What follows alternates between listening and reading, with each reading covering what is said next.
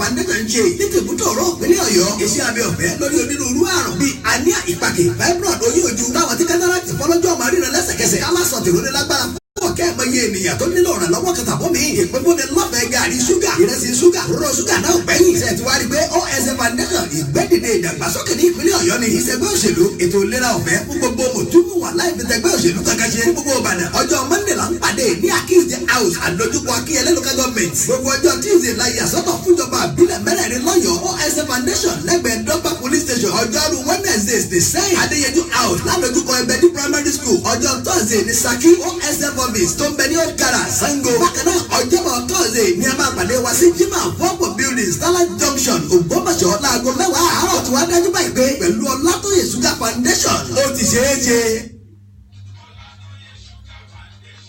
Ọlátóyè Sugar Foundation mo gbà OSF ó ti ṣeé ṣe. Àwọn èèyàn wá rèé. Àwọn tó orí tí wọ́n ń kóra wọn jọ làwọn tí wọ́n ń jàǹfààní láàrin ribiribi gbogbo tí Ọlátóyè Sugar Foundation ń ṣe ní tìbútò ọ̀rọ̀ ìpínlẹ̀ Ọ̀yọ́ iṣẹ́ abẹ ọ̀fẹ́ lórí onírúurú àrùn bíi anemia ìpàkè fibroid oyún ojú táwọn tí kátàràtì fọlọ́jọ́ máa ríran lẹ́sẹ̀kẹsẹ̀ ká má sọ tìrò ní lágbára fún ọ̀kẹ́ ẹ̀mọye ènìyàn tó nílò ìrànlọ́wọ́ kàtàbọ̀ mi ìpínpínlẹ̀ lọ́fẹ̀ẹ́ gàrí ṣúgà ìrẹsì ṣúgà rúrọ̀ ṣúgà náà gbẹ̀yìn iṣẹ́ ti wá rí pé OSF Foundation ìgbẹ́dìde ìdàgbàsókè ní ìpínlẹ̀ Ọ̀yọ́ ni ìṣẹ́gbẹ́ òṣèlú ètò ìlera ọ̀fẹ́ fún gbogbo mùtúmù wà láì fi tẹgbẹ́ òṣèlú kankan ṣe gbogbo Ìbàdàn ọjọ́ Monday là ń pàdé ní Akíyèsí house àdójúkọ Akíyẹlé local government gbogbo ọjọ́ Tuesday la yàsọ́tọ̀ fúnjọba àbílẹ̀ mẹ́rẹ̀ẹ̀rin lọ́yọ̀ọ́ OSF Foundation lẹ́gbẹ̀ẹ́ dọ́gba police station ọjọ́rú Wednesdays the same Adéyẹjú house ládójúkọ Ẹbẹdí primary school ọjọ́ Thursday ní Ṣakí OSF office tó ń bẹ ní Okara Sango bákan náà ọjọ́bọ̀ Thursday ní a máa pàdé wa sí jimá fọ́pọ̀ building Starlight junction Ògbómọ̀ṣọ́ láago 10 àárọ̀ tí wàá dájú báyìí pé pẹ̀lú Ọlátóyè Sugar Foundation ó ti ṣeé ṣe. Gbogbo bí tẹ́ ẹ bá ti ń gbọ́ wa mo kí yín ẹ kú dédé àkókò yìí mo sì kí yín tìfẹ́tìfẹ́ mo kí yín tìdùnnú mo kí yín tayọ̀tayọ̀ gbogbo yín pátápátá pátálágbára Ọlọ́run níwọ̀nba bí tọ́dún yìí kù sí wọn ní bọ́bà tó fọ̀ṣẹ́ náà ẹnìkọ̀ọ̀kan wa kò sí ní tó jẹ́ kẹ́ ẹ tún ṣe rí mi bí kò ṣe ń torí ìtẹ̀síwájú ilẹ̀ Yorùbá àgbéga ilẹ̀ Yorùbá àti ògo ilẹ̀ Yorùbá tí ilẹ̀ Yorùbá àtòrílẹ̀-èdè Nàìjíríà lápapọ̀ tí ó fi tùbà tí ó fi tùṣẹ́ tí gbogbo nǹkan tá a fẹ́ tí ó fi lọ bó ti yẹ kó lọ tẹ́kù ó mọ̀ ké bí èkúté yóò sì mọ̀ ké bí ẹyẹ ṣùgbọ́n wọ́n ní bí ìlú bá dáa ọwọ́ olórí náà láti béèrè tó bá kù díẹ̀ káàtó ọwọ́ olórí náà ni ìlú tó bá ní olórí tó dá ó ti dandan káàró rokùn káàró radìyẹ káàró rẹ mọ̀kúnnù kó rẹ lówó kó rẹ gbogbo àwọn aráàlú pátá ṣùgbọ́n rírò ní tènìyàn ṣíṣe ní tọlọ́run ọba mi ohun tí mo ṣe torí ẹ̀ wá sórí ètò yìí mo sọ fún yín pé ọ̀rọ̀ Honorable Tèmítọ́pẹ́ Ọlátóyè Sugar mo ní big deal ni big deal ńlá òun la pé ètò tèní torí wípé lẹ́nìí nílùú Ìbàdàn àwọn nǹkan ribiribi oríṣiríṣi nǹkan ló ṣẹlẹ̀ ńbẹ̀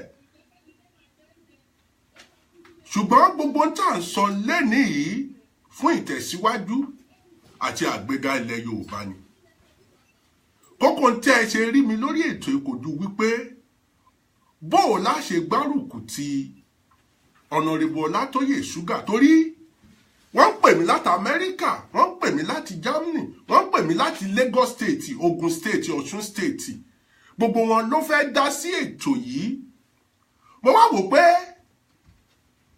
kíní ìgan ti tóbi ó ti gbàràdá ó ti kọjá ń tá a lè dọwọ́ bò ó ti kọjá pé ṣáyé ń rí mi ṣá torí pé ayé gan ti rí iṣẹ́ ọwọ́ Honorable Tèmítọ́pẹ́ Ọlátóyè Sugar èèyàn tí ò tí ì jẹ gómìnà tó ti ṣe gbogbo àwọn tú méje tó dẹ́ pa yìí tó ti patú oríṣiríṣi ó ti fún wa ní ìtẹ̀síwájú àti àgbéga pé ọ̀nà àbáyọ ti dé báyìí gbogbo àwọn ọmọ ilẹ̀ káàárọ̀ oòjíire oríire ti dé ìdùnnú àtayọ̀ ti dé ó wá kù sí wa lọ́wọ́ ká tẹ́wọ́ gbà á ẹ̀rín gbọ́ ó kù sí wa lọ́wọ́ ká ṣe kíni ká tẹ́wọ́ gbà á torí wípé ọlọ́run ò ní sọ̀kalẹ̀, èèyàn náà ló máa rán sí ni. ẹ̀tọ́ náà ń wá máa rán àmọ́, ṣùgbọ́n a ti wá mọ̀ báyìí, ó wá kù sẹ́mi àti ẹ̀ka tẹ́wọ́ gbà á.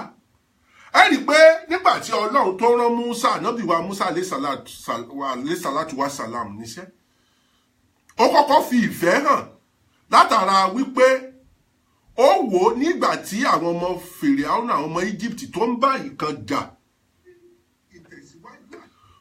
ìkan jà lára àwọn ọmọ Ísírẹ́lì. Ó gbèjà àwọn ọmọ Ísírẹ́lì nígbà tí gbogbo àwọn tó kù tó ń wò níran tó jọ ọmọ Ísírẹ́lì ẹgbẹ́, ó gbèjà rẹ̀ àwọn ọmọ Egypt yìí, ó sì ṣe kíni, ó sì kú.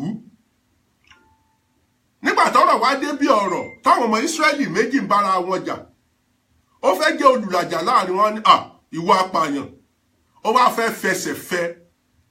Ọlọ́run wá pè pé má fẹsẹ̀ fẹ́, mo fẹ́ kó o mọrú àwọn èèyàn tí mo fẹ́ rán ọ sí ni.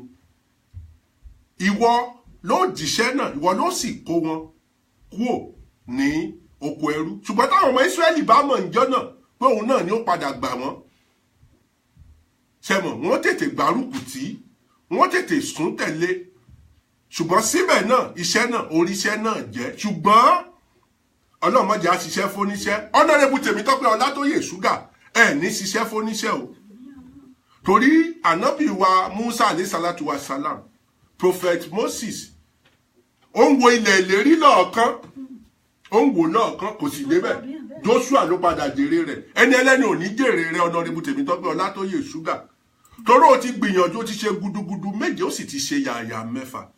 àrùn ojúlélẹ̀ kì í ṣàrùn mú. àwa mọ̀ ń sọ̀rọ̀, a sì mọ̀ ń sọ òótọ́ ọ̀rọ̀. káwa tó tẹ̀lé èèyàn ká tó gbà fún èèyàn, àrùn ojúlélẹ̀ kì í ṣàrùn mú. so mo wá wò pé a gbúdọ̀ dákẹ́, torí ẹ̀ gbogbo ẹ̀yin tó ń bẹ lórí ètò tó ń wo ètò yìí, mo pè ní Honorable Tèmítọ́pẹ́ Ọlátóyè Sugar. big deal, it's a big deal fún gbogbo Nàìjíríà, fún gbogbo South Western region pátá. big deal ni o, pé a ti rí olùgbàlà náà, a sì ti rí ọ̀nà àbáyọ náà. ìtẹ̀síwájú ilẹ̀ Yorùbá, ọ̀nà àbáyọ láti mú ìṣọ̀kan bá ilẹ̀ Yorùbá a ti rí.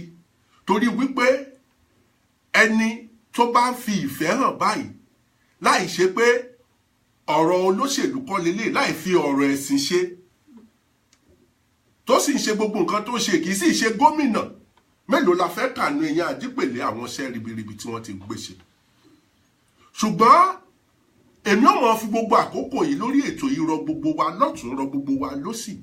pàápàá ẹ̀yin ará ìpínlẹ̀ Ọ̀yọ́, mò ń ké tantan. ẹ̀yin ará ìpínlẹ̀ Ọ̀yọ́, mò ń ké tantan fún yín báyìí. bó bá di 2019, ẹ má ta ọjọ́ iwájú yín. ẹ má jẹ́ fi búrẹ́dì kó yín lómi ọbẹ̀ jẹ, ebi ò pa yín. débi pé wọ́n wà fún yín ní 10 naira. ẹ tún wá kóra yín sínú oko múran lẹ́rú ọdún 4, tí mi ò tún mọ̀ lágídí pé òun ó lo táàmù 2 láì ṣe oyè ìdílé bàbá ẹnìkan. torí ẹ̀, ebi tó ti ń pa yín bọ̀ látijọ́ yìí tí ò pa yín, kí ló dé? à ń bára wa sòótọ́ ọ̀rọ̀ ní ìsìn táwa rí òun làwa ń sọ. gbogbo ẹ̀yin tó ń gbọ́ mi l'Amẹ́ríkà, tó ń gbọ́ mi ní Germany, tó ń gbọ́ mi nílẹ̀ Faransé lọ́hùn, ìlú èbó làwa wà, United Kingdom ni. ẹ sì mọ̀ pé ó túmọ̀ sí pé òye ọ̀rọ̀ là ń sọ. kákọ́ wò báyìí, tá bá sọ̀rọ̀ nípa ọjọ́ orí, kábíyèsí wa Aláàfin Ọ̀yọ́ Ọba Lámídì Adéyẹmí, wọ́n ti kọ́kọ́ fi ìlànà yẹn, wọ́n ti fi lélẹ̀ pé ọjọ́ orí kọ́ la fi ń ṣe aṣíwájú. nípa fífi Ọ̀túnba Gani Adams jẹ́ Ààrẹ Ọ̀nà Kakanfò. ẹ wò gbà tí wọ́n ti dá ẹgbẹ́ OPU, ẹgbẹ́ OPC sílẹ̀, wọ́n ń jẹ́ ká máa rí i pé ẹgbẹ́ jàgídíjàgan, ẹgbẹ́ kinní kan, ṣùgbọ́n ẹni yìí ó dúró ṣinṣin, wọ́n sì ẹ̀ ń láì tiwa mọ̀ lórí ọ̀nà yìí. òun ló wá di pé òun ni yóò gbà wálẹ̀, òun ló wá di aṣíwájú ilẹ̀ Yorùbá báyìí. ọmọ ọdún mélòó ni Ọ̀túnba Gani Adams? ẹ ṣe yẹn bẹ́ẹ̀ léní. tẹ́ bá wo Ilé Ifẹ̀, Paramount, Ọba Ọọ̀ni of Ifẹ̀, ó ti ń jẹ́ kó yé wa báyìí pé a ń láti padà Youth needs to come in. Ọ̀ní ọ̀fífẹ́ wọn ní torí ọ̀fọ̀ ọmọdé. Mo wá sọ fún wọn pé ọba Síkírù Adétọ̀nà kádé pẹ́ lórí kí bàtà pẹ́ lẹ́sẹ̀. Ọdún mélòó ni bàbá ti jọba? At what age? At younger age náà ti wá mú wọn kó òun lu ìtọ́ ti lọ jẹ ọba bóyá 22 àbí nǹkan ni wọ́n ti jẹ ọba. So téèyàn bá wò Queen Elizabeth ìlú yìí nísìn tá bá wo ìgbà tí ó ti jẹ ọba. Bàbá wa ọba Lámídì Adéyẹmí gan kádépẹ́ lórí kí bàtà pẹ́ lẹ́sẹ̀ tá bá wo ìgbà tí wọ́n ti jẹ ọba. Ó túmọ̀ sí pé we should stop voting elderly people. Age Obama nígbà tó jẹ president America tó fi lo 8 years tá bá wo age yẹn sí age Honorable Tèmítọ́pẹ́ Sugar rẹ́gí ló ṣe. So wọ́n sẹ̀ tí ní ajá tó bá lẹ́ni lẹ́yìn yóò ṣe kí ni yóò pọ̀bọ. So mo ń bá gbogbo wa sọ̀rọ̀ pé ọ̀rọ̀ àgbà bí òṣè lóòrọ̀ bó pẹ́ títí àṣẹ lọ́jọ́ alẹ́. Ṣé mọ̀ pé greediness ó wà lára àwa Nàìjíríà kì í ṣe Yorùbá nìkan Nàìjíríà in general. Ta sì láti àwa tó wà lókèèrè aláti enlighten wọn. Ṣùgbọ́n wá kù sọ́wọ́ èmi àtẹ̀yin tó ń gbọ́ ètò yìí wípé Honorable Tèmítọ́pẹ́ Ọlátóyè Sugar is a big deal. Kò sí tó jẹ́ kí n wá lórí ètò ẹ̀rí pé mo sáré pè yín ìyá Ìbàdàn pé wọ́n ń ṣètò lẹ́nìí láti Lagos State. Ọmọye sọ fẹ́yìn ará ìpínlẹ̀ Ọ̀yọ́ pé tẹ́ ẹ bá sọ ẹran jọ̀bọ̀jọ̀bọ̀ inú. Medical department wọn ní Lagos State ni wọ́n ti pè mí pé no Toplotech you really let us know what this man is doing. Wọ́n dẹ̀ tọpinpin ẹ̀ wọ́n rí pé gbogbo iṣẹ́ yẹn kì í ṣe pé wọ́n stage ẹ̀. Mo wá sọ fẹ́ nìkan pé wọ́n fa iná sí local government tí ò níná for the past 100 years.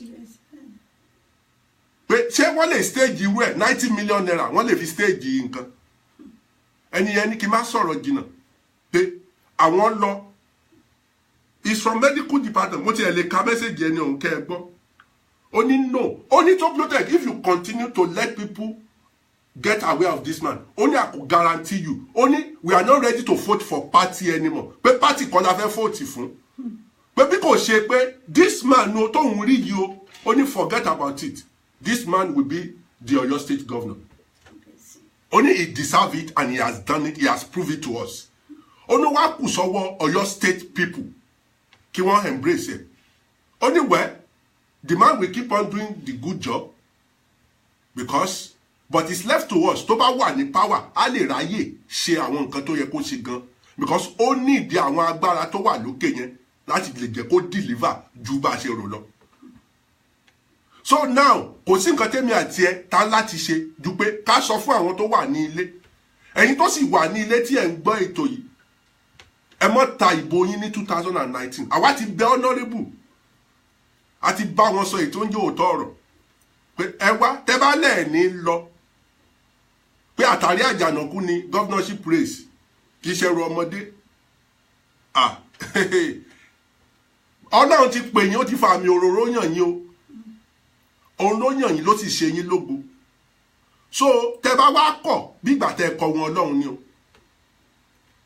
ọní Toplotech kí ló fi á ṣe mo ní kò sí tí mo fẹ́ kẹ́ ẹ ṣe dù pé mo fẹ́ kẹ́ ẹ gbégbá gómìnà ní 2019 gbogbo ohun tó bá sì gbà ní agbára Ọlọ́run ẹ sì débẹ̀ torí wípé ìyà ń jẹ àwọn mẹ̀kúnnù ẹ sì lè dáṣe kò possible olówó kan láàrin òtòṣì mẹ́fà Ọlọ́run má sọ ọ́ dolóṣì Honorable Tèmítọ́pẹ́ Ọlátóyè Sugar torí náà gbogbo wa tó ń wo ètò yìí mo fi Ọlọ́run mo fi bẹ̀ yín pàápàá ẹ̀yin ọmọ ìpínlẹ̀ Ọ̀yọ́ ẹni tó yẹ kẹ́ ẹ mọ́ look forward tó yẹ kẹ́ ẹ gbárùkù tì kẹ́ ẹ dúró tì ẹ mọ̀ jẹ́ ọtún fowó burúkú kan tàn yín àwọn owó tí ń bá yàn láyé jẹ́ fódìdí ọdún 4 ọdún 8 ẹ mọ̀ gbàrú ẹ̀ mọ́ o mo sì fẹ́ fi dá yín lójú mò ń sọ ni pé àwọn olówó kan tá a mọ̀ fọ́n tá a mọ̀ ha kàkà bẹ́ẹ̀ a mọ̀ fi dáko a mọ̀ fi dá lé iṣẹ́ lẹ̀ fáwọn èèyàn bówù yẹn ẹ dì bówù yẹn mọ̀ dì ṣùgbọ́n àwífúnni kó tó dání àgbà àjàkadì ni o àwífúnni kó tó dání àgbà àjàkadì ni o torí náà mò ń rọ gbogbo wa pé Ọlátóyè Sugar Foundation àti dálẹ̀ for the past 20 years àwọn ará Ògùn state ló kọjá àǹfààní ẹ̀. Medical department wọn ní Lagos state wọn jẹ́ kí fóònù mi gbádùn nígbà tí màá bọ́ ọmọbìnrin yẹn sọ̀rọ̀ orí mi wú ó ní tó protect forget about it. Keep on doing the good work for this man. I know you are not working for money. You've seen the light and the truth with this man. But I'm guaranteeing you that we Lagosians, we will support you. Or the grant interview, pé òun ó ṣe interview fún wọn full life. Lagos state government. So, commissioner wọn ó gbogbo everything. Wọ́n sì lọ ṣe investigation wọn pé báwọn bá nírú eléyìí gan lẹ́kọ̀ọ́. So, ẹ̀yin ará Ọ̀yọ́ state ojú ó gbà mí tì fún yín ẹ bá lọ ṣe mọ̀nàmọ́ná ṣùgbọ́n mo mọ̀ pé kì í sọ máa lè ẹ sì kì í kọtí ikún sí òótọ́ ọ̀rọ̀ torí ẹ gbogbo yín pátá nípínlẹ̀ Ọ̀yọ́ gbogbo ẹ̀yin ọmọ Yorùbá torí lọ́yọ́ state Ògùn state wà ń bẹ̀ Ọ̀ṣun state wà ń bẹ̀ Haúsá wà ń bẹ̀ Ìgbò wà ń bẹ̀. The only thing what this man did that tó múnú mi dùkòdù pé wọ́n spread the tentacle wọn. Kì í ṣe pé Ọ̀yọ́ state nìkan pé no wọ́n ń lọ Ọ̀ṣun Ògùn so ibi tí problem ti wá ń ṣẹlẹ̀ tó jẹ́ kí n wá gangan ni pé ọ̀pọ̀lọpọ̀ ló fẹ́ bá wọn sọ̀rọ̀ lẹ́ni ní ìsìn wọ́n ṣe program kan lọ́wọ́ wọn ò lè rí wọn bá sọ̀rọ̀ àwọn tí wọ́n dẹ̀ ń bá sọ̀rọ̀ mo rò bí bóyá misunderstanding ó ń ṣẹlẹ̀ láàrin yẹn wọ́n á wò pé ok gbogbo ẹ̀yin tó fẹ́ bá Honorable Tèmítọ́pẹ́ Ọlátóyè Sugar sọ̀rọ̀ ṣe mọ̀ pé gẹ́gẹ́ bí iṣẹ́ tí wọ́n gbé dání wọn ò ní rí ààyè ní on behalf ilé iṣẹ́ tèmi láti December ní ìsìn á yan èèyàn méjì tí ó mọ̀ ṣiṣẹ́ tí ilé iṣẹ́ wa tó Protect Entertainment á mọ̀ fún ní salary so a tún create job employment ń bẹ̀ wọ́n pé àníṣẹ́ Honorable Tèmítọ́pẹ́ Ọlátóyè Sugar iṣẹ́ tó gbé dání àwọn support ẹ̀ iṣẹ́ gidi ni àyàn èèyàn méjì ibi tágbára wá sí ká tábá wá rẹ́ni tó fẹ́ volunteer o tó wò pé àtó Protect tí wọ́n bá yan èèyàn méjì àwa náà fi èèyàn mẹ́ta lẹ̀ tẹ́mọ̀ san sálárì fún wọn. Iṣẹ́ tí wọ́n ní wípé gbogbo àwọn ibi tí activities bá ti ń happen irú àwọn ibi tí wọ́n ti ń ṣe medical treatment ọ̀pọ̀lọpọ̀ tó bá pè wọn ò ní mọ address wọn ò ní mọ venue ẹ̀mí ó fẹ́ ṣe medical ó fẹ́ ṣe eye test so iṣẹ́ àwọn people yìí customer service work wọn ni pé tẹ́ bá ti pè wọ́n àwọn ó sọ fún yín ibo lẹ ń gbé àdúgbò wo lẹ wà ètò ìlera ọ̀fẹ́ yóò ṣẹlẹ̀ ní ibi báyìí tí ò bá jìnnà sọ́dọ̀ yín ẹ lè lọ bẹ̀ àwọn tí ó fẹ́ ra gàrí tó ń tà ní 500 550 per kóńgò Honorable Tèmítọ́pẹ́ Ọlátóyè Sugar ó gbin ẹ̀gẹ́ lọ rẹpẹtẹ ó ní kọ́ mọ̀ ṣe gàrí fáwọn èèyàn 250 300 ni wọ́n ń tà ẹ mọ̀ tà fún wọn nígbà tí ráìsì tó bẹ̀rẹ̀ sí ní wọ́n tó ń da àwọn èèyàn láàmú ṣé wọ́n ti fi ráìsì kọ́ wa ó ti di ẹ̀jẹ̀ wa kí la lè ṣe ok ṣé ta bá rà in bulk tí supplier bá pọ̀ àbí tí distributor bá pọ̀ demand pọ̀ fún oúnjẹ ṣùgbọ́n kò sí alágbàro kò tó ok àwọn tó wá ń ṣe wọ́n increase owó ráìsì nígbà tí ráìsì tẹ́ ń tà ní 1000 per bag tẹ́ bá increase it suddenly kò sẹ́ni kankan tí ó control kò sí control lórí price kì í ṣe pé VAT ó increase ara ọ̀nà tá à ń gbà ṣera wa nù àmọ́ níjọba ìjọba kọ́ ló ń ṣe yẹn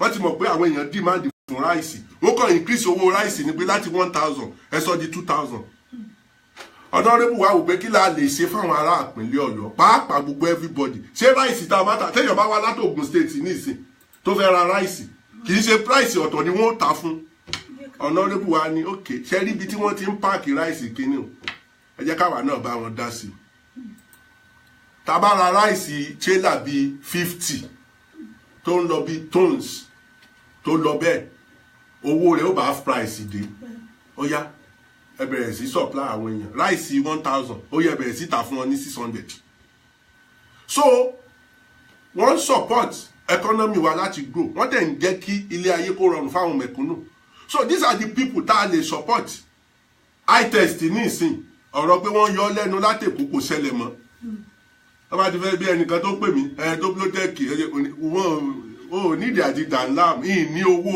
eye test kankan tí ń fún ọ wá OSF lọ wọ́n ṣe eye test 2000 náà ń ṣe ní Ìbàdàn ṣùgbọ́n ọ̀fẹ́ ló ṣe ń bẹ̀ ó bá sì fẹ́ ọ̀rọ̀ ìgò ojú wọ́n tún fún ọ ní ìgò so don't disturb me o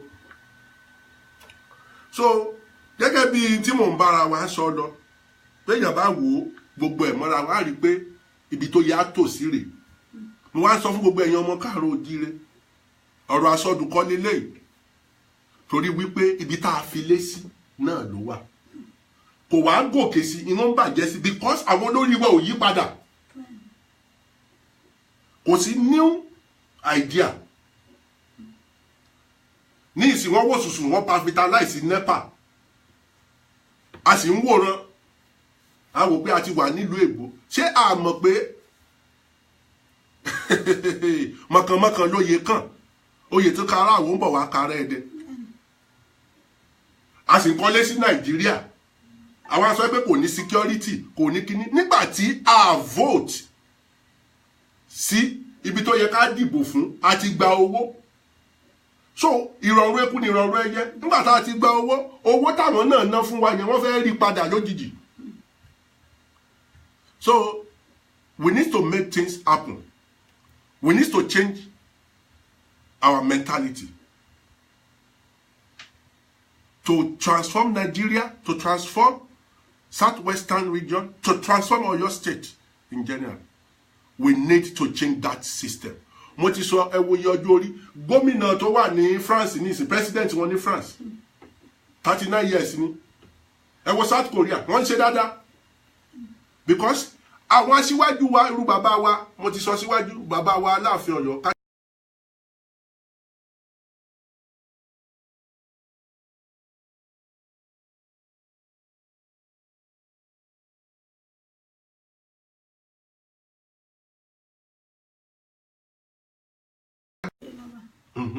ṣùgbọ́n kí nǹkan kó lè tùbà kó lè túṣẹ́ 2019 kọ́nà kó dẹ́mi gbogbo wa sí a ti bẹ Honorable Tèmítọ́pẹ́ Ọlátóyè Sugar wọ́n sì ti gbà kò ní choice yóò gbà torí bó tiẹ̀ ń tàn mí lórí fóònù níjókòó pẹ̀lú gbogbo tí mo gbé sáyé fún kò tó bẹ́ẹ̀ yóò lọ gómìnà torí ẹni tó pè mí ẹnìkan náà pè mí láti Kaduna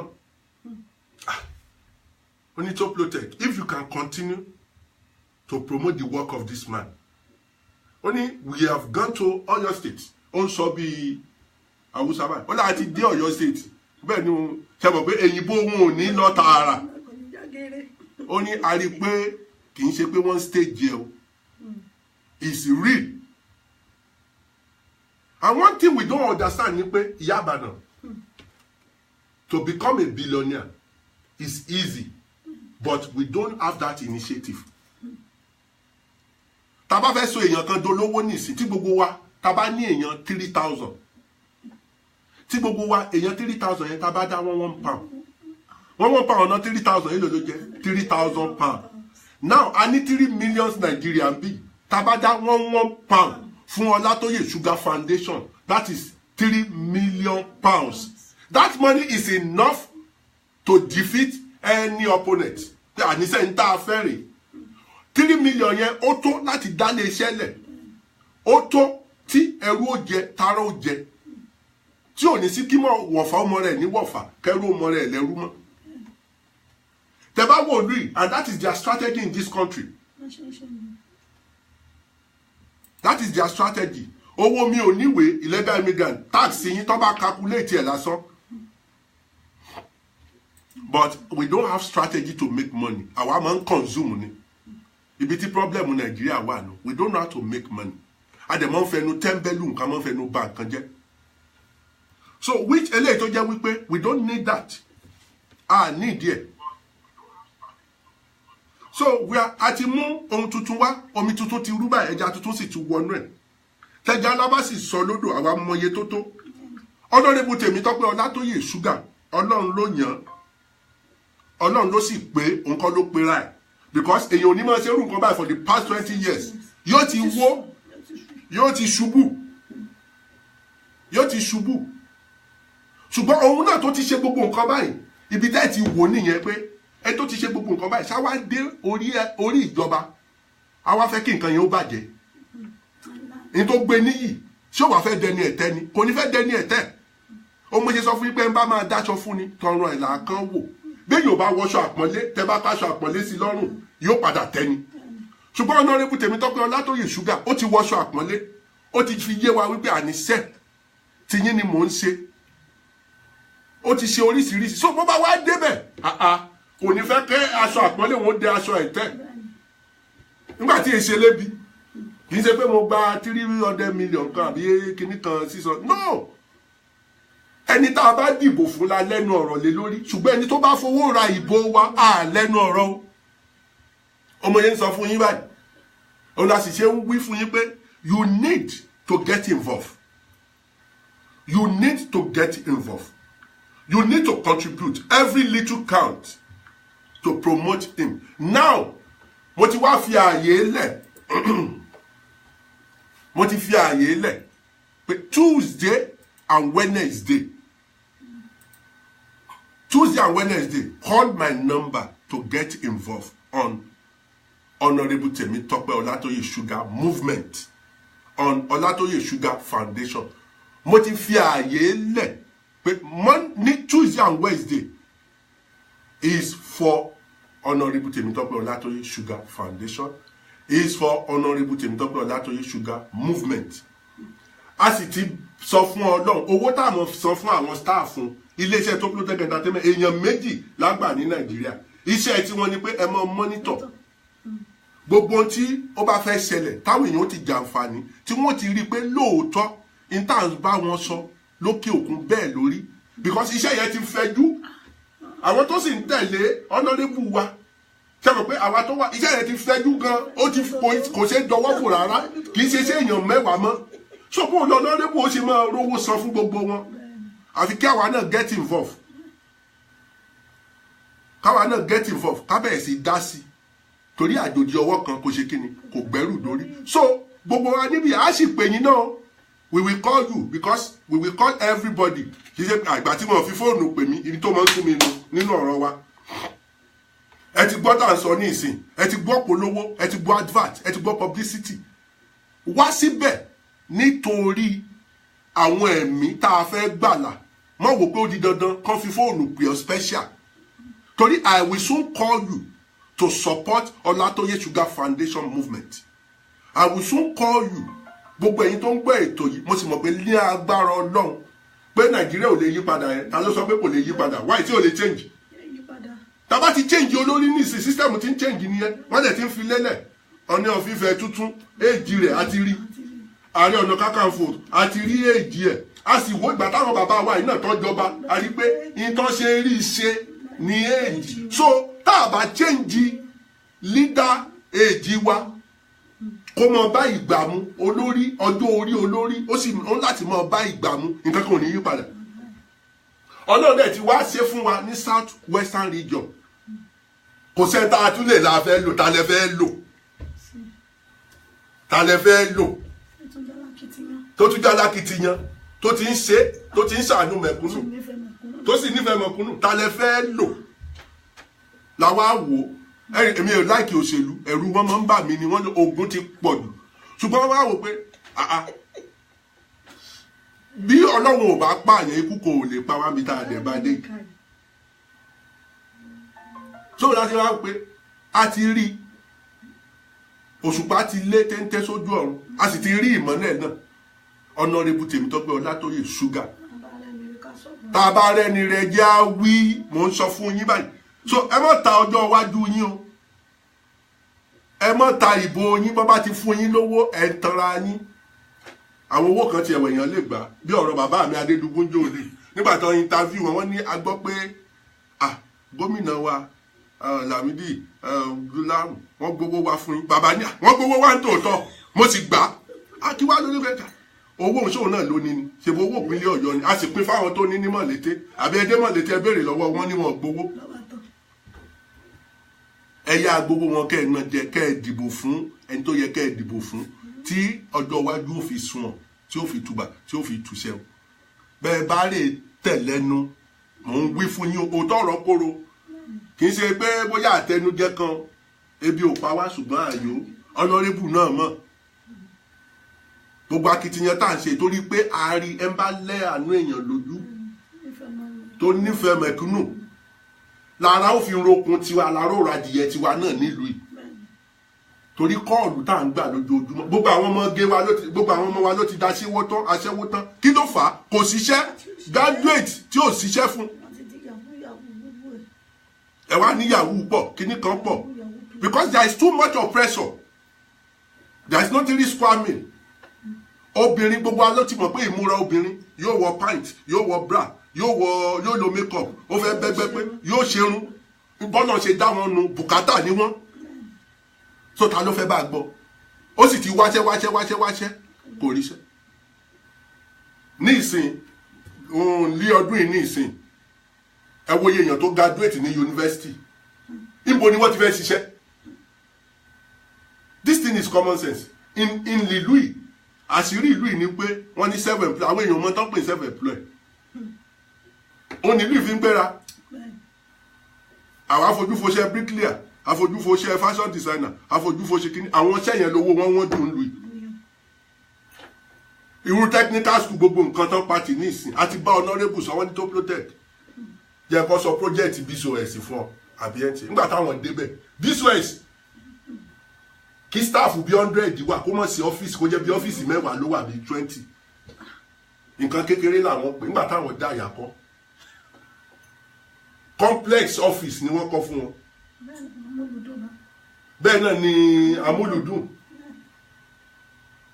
so when you look at all this ó ń ṣe bẹ́bẹ́ kò gbowó lọ́wọ́ gómìnà kankan wọ́n á mọ̀ bẹ́ẹ̀ mi sọ àwọn ọ̀rọ̀ kan pé Toplo iye báyìí ló ń kàn mí lóṣù ṣùgbọ́n mo ti wo gbogbo àwọn nǹkan tó náà ti ṣe fún mi owó mo kàn ń ná sórí kinní ni because Toplo mo máa ń wò pé honorable tó mo máa ń wò pé tí n bá dákẹ́ lọ́la kan ẹ lọ wo gbogbo àwọn tó jẹ́ olórí orílẹ̀-èdè tí wọ́n ṣe dáadáa gbogbo àwọn former president wa ẹ lọ wo àtúbọ̀tán àwọn ọmọ wọn so ẹni ó ti ní òye débẹ̀ gómìnà méje ọ̀tọ̀ọ̀tọ̀ ní honorable Tèmítọ́pẹ́ Ọlátóyè Sugar ló bá ṣiṣẹ́ kéèyàn tó bá méje ọ̀tọ̀ọ̀tọ̀ ṣiṣẹ́ tí ó sì gbàbọ̀dé fún wọn so ó ti kọ́ àwọn ẹ̀kọ́ oríṣiríṣi so mo wá ń sọ fún gbogbo yín mò ń rọ̀ yín pé n táwa ń sọ àsọdùkọ́ n táwa fetí wa gbọ́ tá a sì fojú wa rí tá a sì confirm ẹ̀ òun là ń bá yín sọ ẹ sọ fáráalé ẹ sọ fẹ́rù ọ̀nà ọjọ́ iwájú ìpínlẹ̀ Ọ̀yọ́ ọjọ́ iwájú ilẹ̀ Yorùbá ìtẹ̀síwájú orílẹ̀-èdè Nàìjíríà láti south western ẹ̀ńtà a lè lò pé a ti ẹ̀fẹ́ contest o Yorùbá fẹ́ jẹ president kò sí tààlà tó fẹ́ lò tààlà fẹ́ lò ẹjẹ́ abára wa sòótọ́ ọ̀rọ̀ but kó lè bá a kárí because kò sí bá a ṣe lè ṣe kó rí ọmọ mi o kó lè bá a kárí at least 90% torí kìí ṣe gbogbo èèyàn tẹ́ ẹ fẹ́ oríire fún ní òṣòríire àyànmọ́ kálukú dúró pẹ̀lú ẹ̀ ẹlòmíì wọ́n mọ̀ sọ fún pé wo ibẹ̀ yẹn náà ti ń gbà wòsàn ọ̀fẹ́ o ìlera ọ̀fẹ́ o lọ́dọ̀ OSF o kò jìnnà sínú ilé rẹ torá àti kọ́ pé àìsàn yẹn ni ó pa kò ní í débẹ̀ ó lè má rí ìròyìn yẹn gan gbọ́ so ìyẹn ò ń ṣe ọ̀rọ̀ tiwa ní tó ṣe pàtàkì sí wa ni wípé gbogbo wa pátá a fẹ́ ká ti honorable Tèmítọ́pẹ́ Ọlátóyè Sugar Foundation ká ti lẹ́yìn OSF ká tì wọ́n lẹ́yìn ká sì sọ́pọ́ọ̀tì iṣẹ́ yìí kó lè bá ṣe kíni kó lè tẹrú kó lè tọmọ jẹ kí gbogbo ẹ̀ kó lè kárí ká yí padà rere lè dé ẹ wo lùi gbogbo owó jọ rìn lórí street ni lórí iná kí ló dé tí ò lè sí iná kó steady why Nàìjíríà ní ọ̀nà mẹ́ta tó dá láti rí iná we can work on solar system a ní gas tó lè fún wa ní iná a tún ní oòrùn which is natural tó lè fún wa ní iná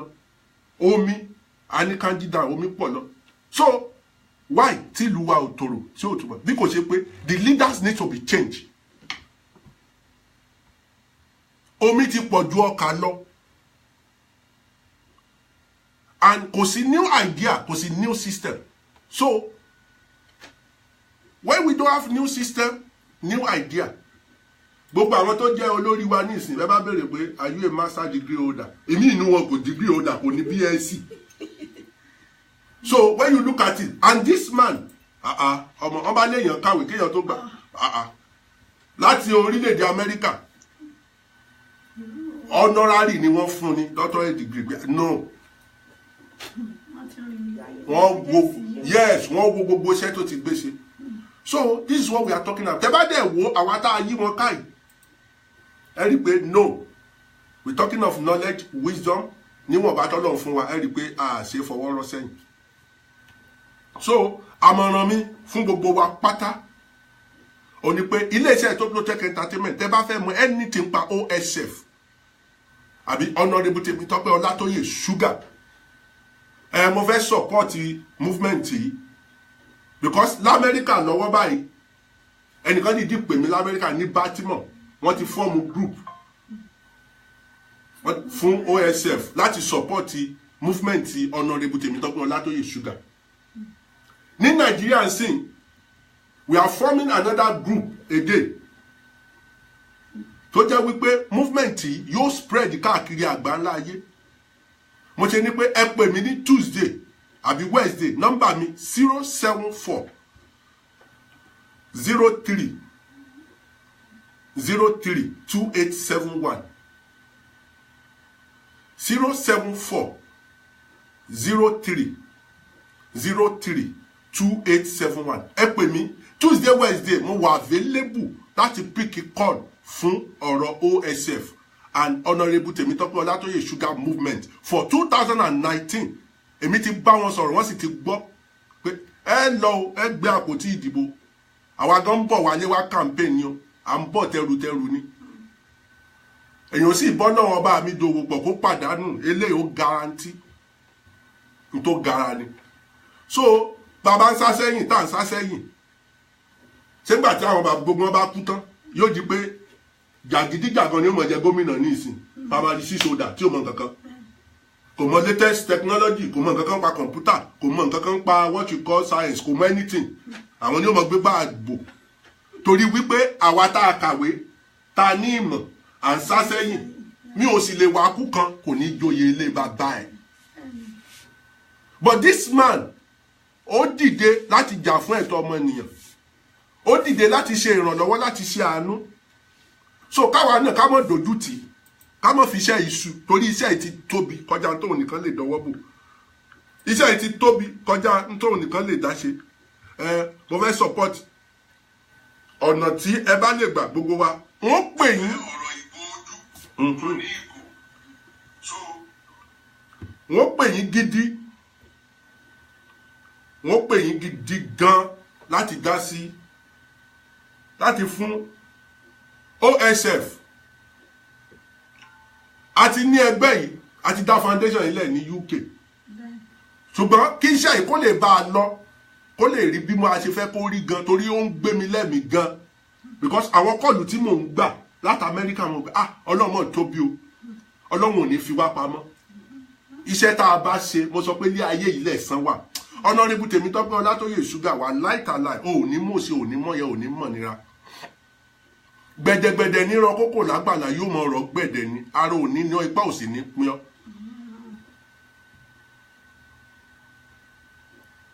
So gbogbo tá à ń sọ yìí òótọ́ ọ̀rọ̀ bí ìsọkúsọ ni o, ṣùgbọ́n mo sọ fún yín báyìí wípé ọ̀nà àbáyọ ti dé bá wa nílẹ̀ Yorùbá, ilẹ̀ káàárọ̀ oòjíire.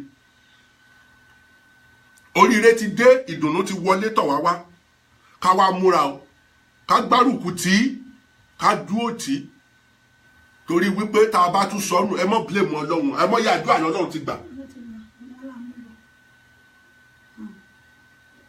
Ọlọ́run ti gbàdúrà wa, kí la tún fẹ́?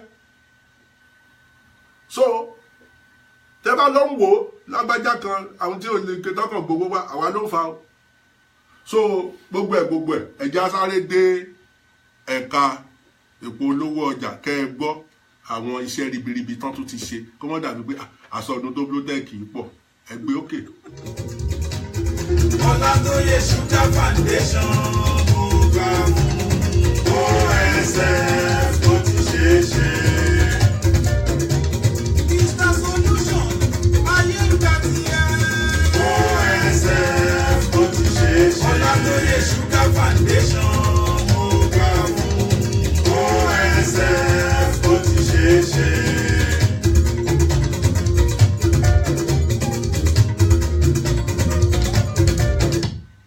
Ọlátóyè Sugar Foundation mo gbà fún OSF tó ti ṣeé ṣe.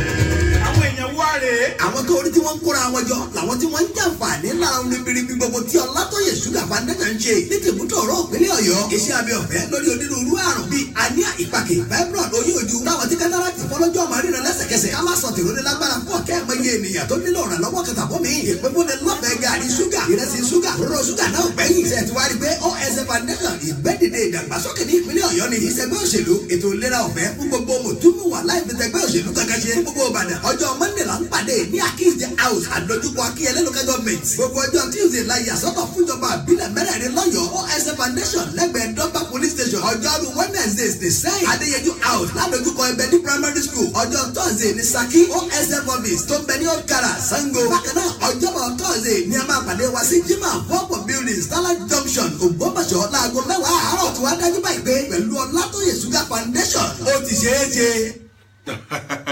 So gbogbo yín tó fẹ́ pè tẹ́ fẹ́ pè wọlé tẹ́ fẹ́ bá wa dá sétò yìí Toplotech ẹ̀bó làwa náà ó ṣe dá sí ọ̀nà wo la fẹ́ gbégbà kí ni tá à ń sọ gan tẹ́yìn náà fẹ́ béèrè ìbéèrè ọlọ́kùn òjọ̀kan ẹ pè nọ́mbà yìí 074 593 53799 wọ́n ti pín ní nọ́mbà yẹn dá òun lẹ́fi dá sórí ètò Honorable Tèmítọ́pẹ́ Ọlátóyè Sugar is a big deal for Nigeria big deal ni o irú eléyìí ò tí ì ṣẹlẹ̀ rí kò ṣẹlẹ̀ rí kéèyàn ti máa ṣe irú eléyìí kó tiẹ̀ jẹ́ pé ìyá Ìbàdàn kó jẹ́ pé ó fẹ́ fíríkì wa ni kéèyàn ti máa ṣe irú eléyìí for the past 20 years torí yóò wá jẹ torí yóò ó fẹ́ lọ fún gómìnà tó bá débẹ̀ náà kó lọ kówó yẹn náà bó ṣe easy àti kú ẹ̀mí rẹ̀ ó fẹ́ bọ́ wọ́n bo Òkè Ìbàdàn tí ni ṣùgbọ́n èèyàn ò ní ṣiṣẹ́ takuntakun báyìí iṣẹ́ tó ti fún ní àpọ́nlé kó wá débẹ̀ kó fẹ́ lọ yẹ̀yẹ́ ara ẹ̀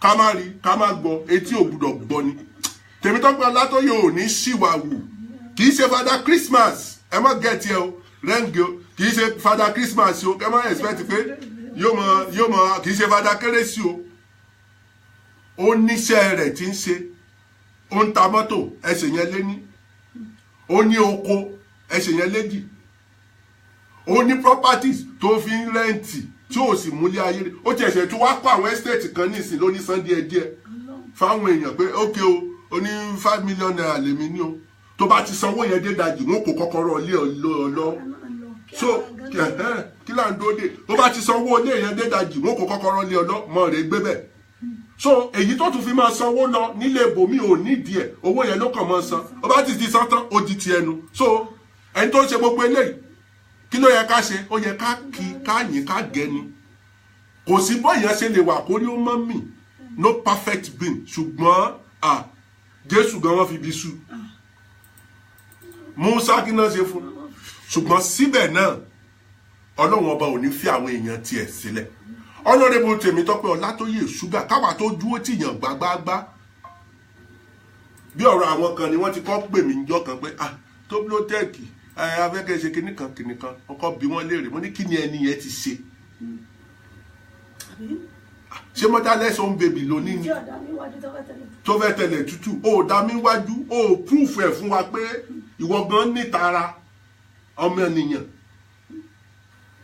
so sẹ́ni tó jẹ́ pé inú AC ló wà lábúrọ̀dù fún kínní tó kàn dé tẹ́ ní kó wá jẹ gómìnà ó wá kó 500 million lẹ̀ ẹ wá ní kó débẹ̀ kó máa lísìn sí yín báwo ló ṣe fẹ́ lísìn sí yín kò lè lísìn sí yín náà ìyẹn ò lè wọ́ọ̀kì but eléyìí a ti mọ̀ káwa ló fi bẹ̀ majority carry the vote we vote you in we will vote you out kò sí tí ó ṣe ayé ti di ayé understanding ní ìsìn ṣùgbọ́n tó bá jẹ́ pé ó fún yín lówó lè bọ́ síta pé ẹjọ́ torí Ọlọ́run kẹ́ tó dìbò fún mi ṣé mi ò fún yín ní owó ẹ̀yin ẹnu tí yín gbọ́ ọ̀wọ̀ ni torí ẹ ti gbowó nígbà tẹ́ ẹ ti gbowó ẹ ti ta bá tra ẹ ti yín nù ṣèbí nínú báìbù ìwo ló ta àṣàrò ló fẹ́ bọ̀ rẹ̀ láì tó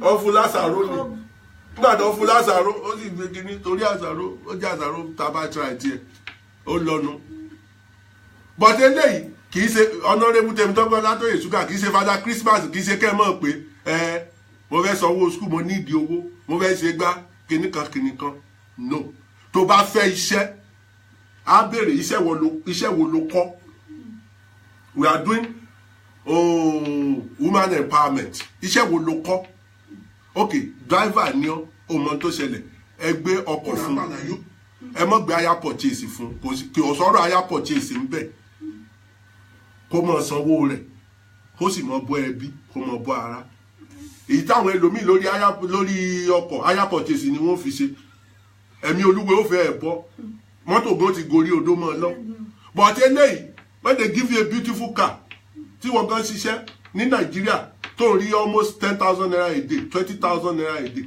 times 30 èlò ló fún un so sórí rẹ̀ wà ní pé abọ́sibọ́sí in a day transportation ó ní owó lórí so gbogbo àwọn nǹkan tó ti wà lẹ̀ tá a ti bá Honorable sọ̀rọ̀ tó sì ti ń gbìyànjú ẹ̀ ṣùgbọ́n bẹ́yìn ò bá sí ṣe mọ̀ pé ẹ lè fi omi àmù kẹ́ fi wómi òkun àgbà lúbúlúbú àgbọ̀n ọ̀gbẹ ni so àfi kó Honorable kan wà ní ipò àgbọ̀n ọ̀gbẹ kí gbogbo wa ká lè rí mu kó má mú nira dání kó má mú wàhálà dání so mo ṣe sọ fún pé ní 2019 tá bá bọ́ sórí àga ibi tí agbára wà gan wọn ò rí lo tààrà tínú gbogbo wo dùn tílé ayé wo sì dayọ̀ tọ́rọ̀ wo nítumọ̀ so mi ìwà bí láti mọ bá wa ṣàwàdà àbí láti mọ bá wa ṣe eré bí kò ṣe pé mò ń bá wa sọ òótọ́ ọ̀rọ̀ gidi tó sì ń ká mi lára pé àbá àmọ́ inú Honorable ò bá ti fara ẹ̀ hàn ṣùgbọ́n bákòókò ò bá tó àkókò tí wàá tó báyìí òun ló jẹ́ káwa náà mọ̀ wọ́n àkókò tí tó báyìí òun ló jẹ́ káwa náà mọ̀ wọ́n tó sì jẹ́ kí gbogbo nǹkan kó yé wa yékéyékéyéké so mo wá fi wákàtí ọ̀rọ̀ mo fi ń rọ̀ yín mo sì fi ń bẹ̀ yín gbogbo ẹ̀yin tó ń gbọ́ ètò yìí Tuesday Wednesday nọ́mbà mi 07403032871 ẹ pè mí gbogbo ọ̀nà tájọ gbé gbà tí Honorable Tèmítọ́pẹ́ Ọlátóyè Sugar Movement tí ó fi gbàjọba South West tí ó fi gbàjọba orílẹ̀-èdè Nàìjíríà pápá Ọ̀yọ́ state kákọ́ ti bí pẹlẹbẹ mọ́ ọ̀lẹ́gẹ̀ ṣùgbọ́n èmi ò fẹ́ ká mú láti bí pẹlẹbẹ mọ́ ibi ilé láti kẹ́sọ̀ ròde ìyẹn ni a lò gba lọ mú tẹnìkan kan lọ dé tó lọ mú gbé ẹ jẹ ọ̀lẹ níbi tó ti ní ẹyin ilé láti kẹ́sọ̀ ròde so gbogbo ẹ̀yà arápínlẹ̀ Ọ̀yọ́ ẹja yára one brain o kì í sọmọ Ìbàdàn àbọmọ Òkè o àbí kinní kan ni mò ń sọ gbogbo ẹ̀yin tó ń gbé nípínlẹ̀ Ọ̀yọ́ pátá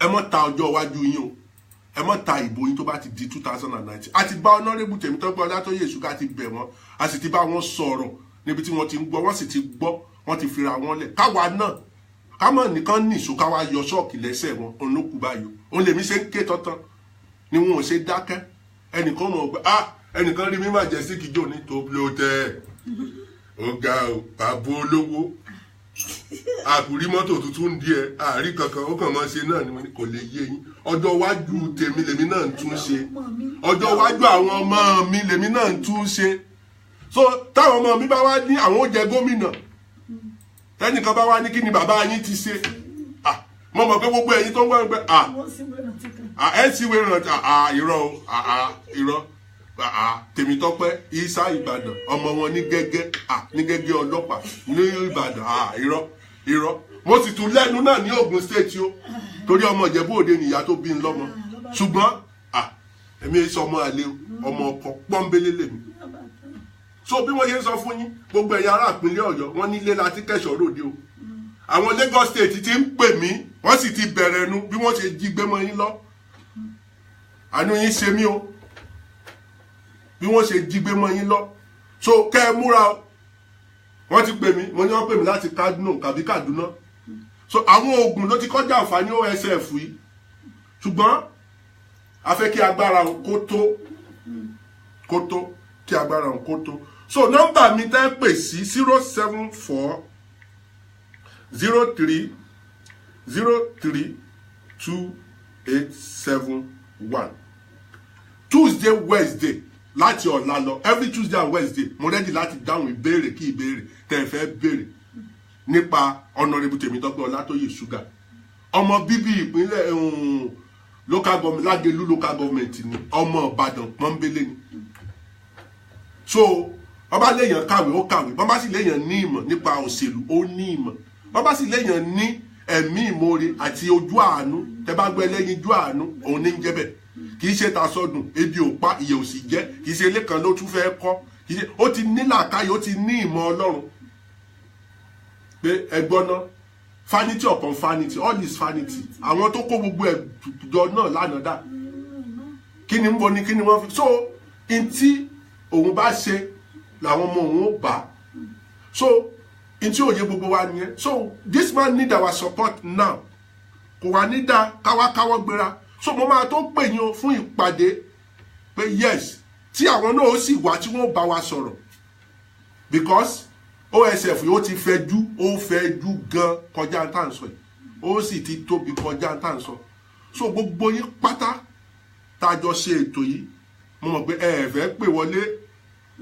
mo ti fẹ́ kẹ́ ẹ dá sétò yìí kí n tó lọ ntẹ́ ẹ bá fẹ́ àti ntẹ́ ẹ fẹ́ sọ àti àmọ̀ràn tẹ́ ẹ fẹ́ gbà wá àti ìbéèrè tẹ́ ẹ fẹ́ béèrè ẹ pè wọlé lórí 074 593 53799 lẹ́ẹ̀kan sí 074 593 53799 ẹ bá ń gbé sókè ilé agbára nígbà tá a mọ retí ìpè gbogbo àwọn. Ọlátóyè Sugar Foundation program OSF tó ti ṣe é ṣe.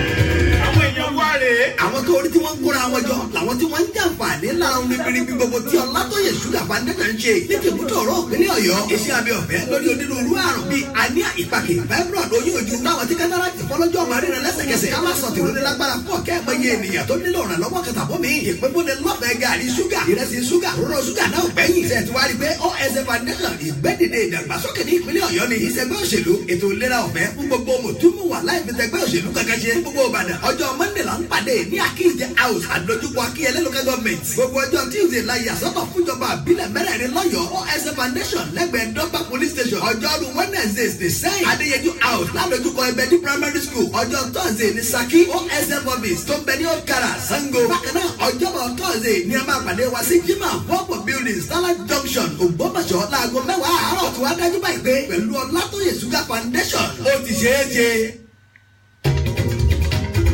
Ọlátóyè Sugar Foundation program OSF tó ti ṣe é ṣe. Mr. Solution ayé ń ga sí ẹ. OSF tó ti ṣe é ṣe. Ọlátóyè Sugar Foundation program OSF tó ti ṣe é ṣe.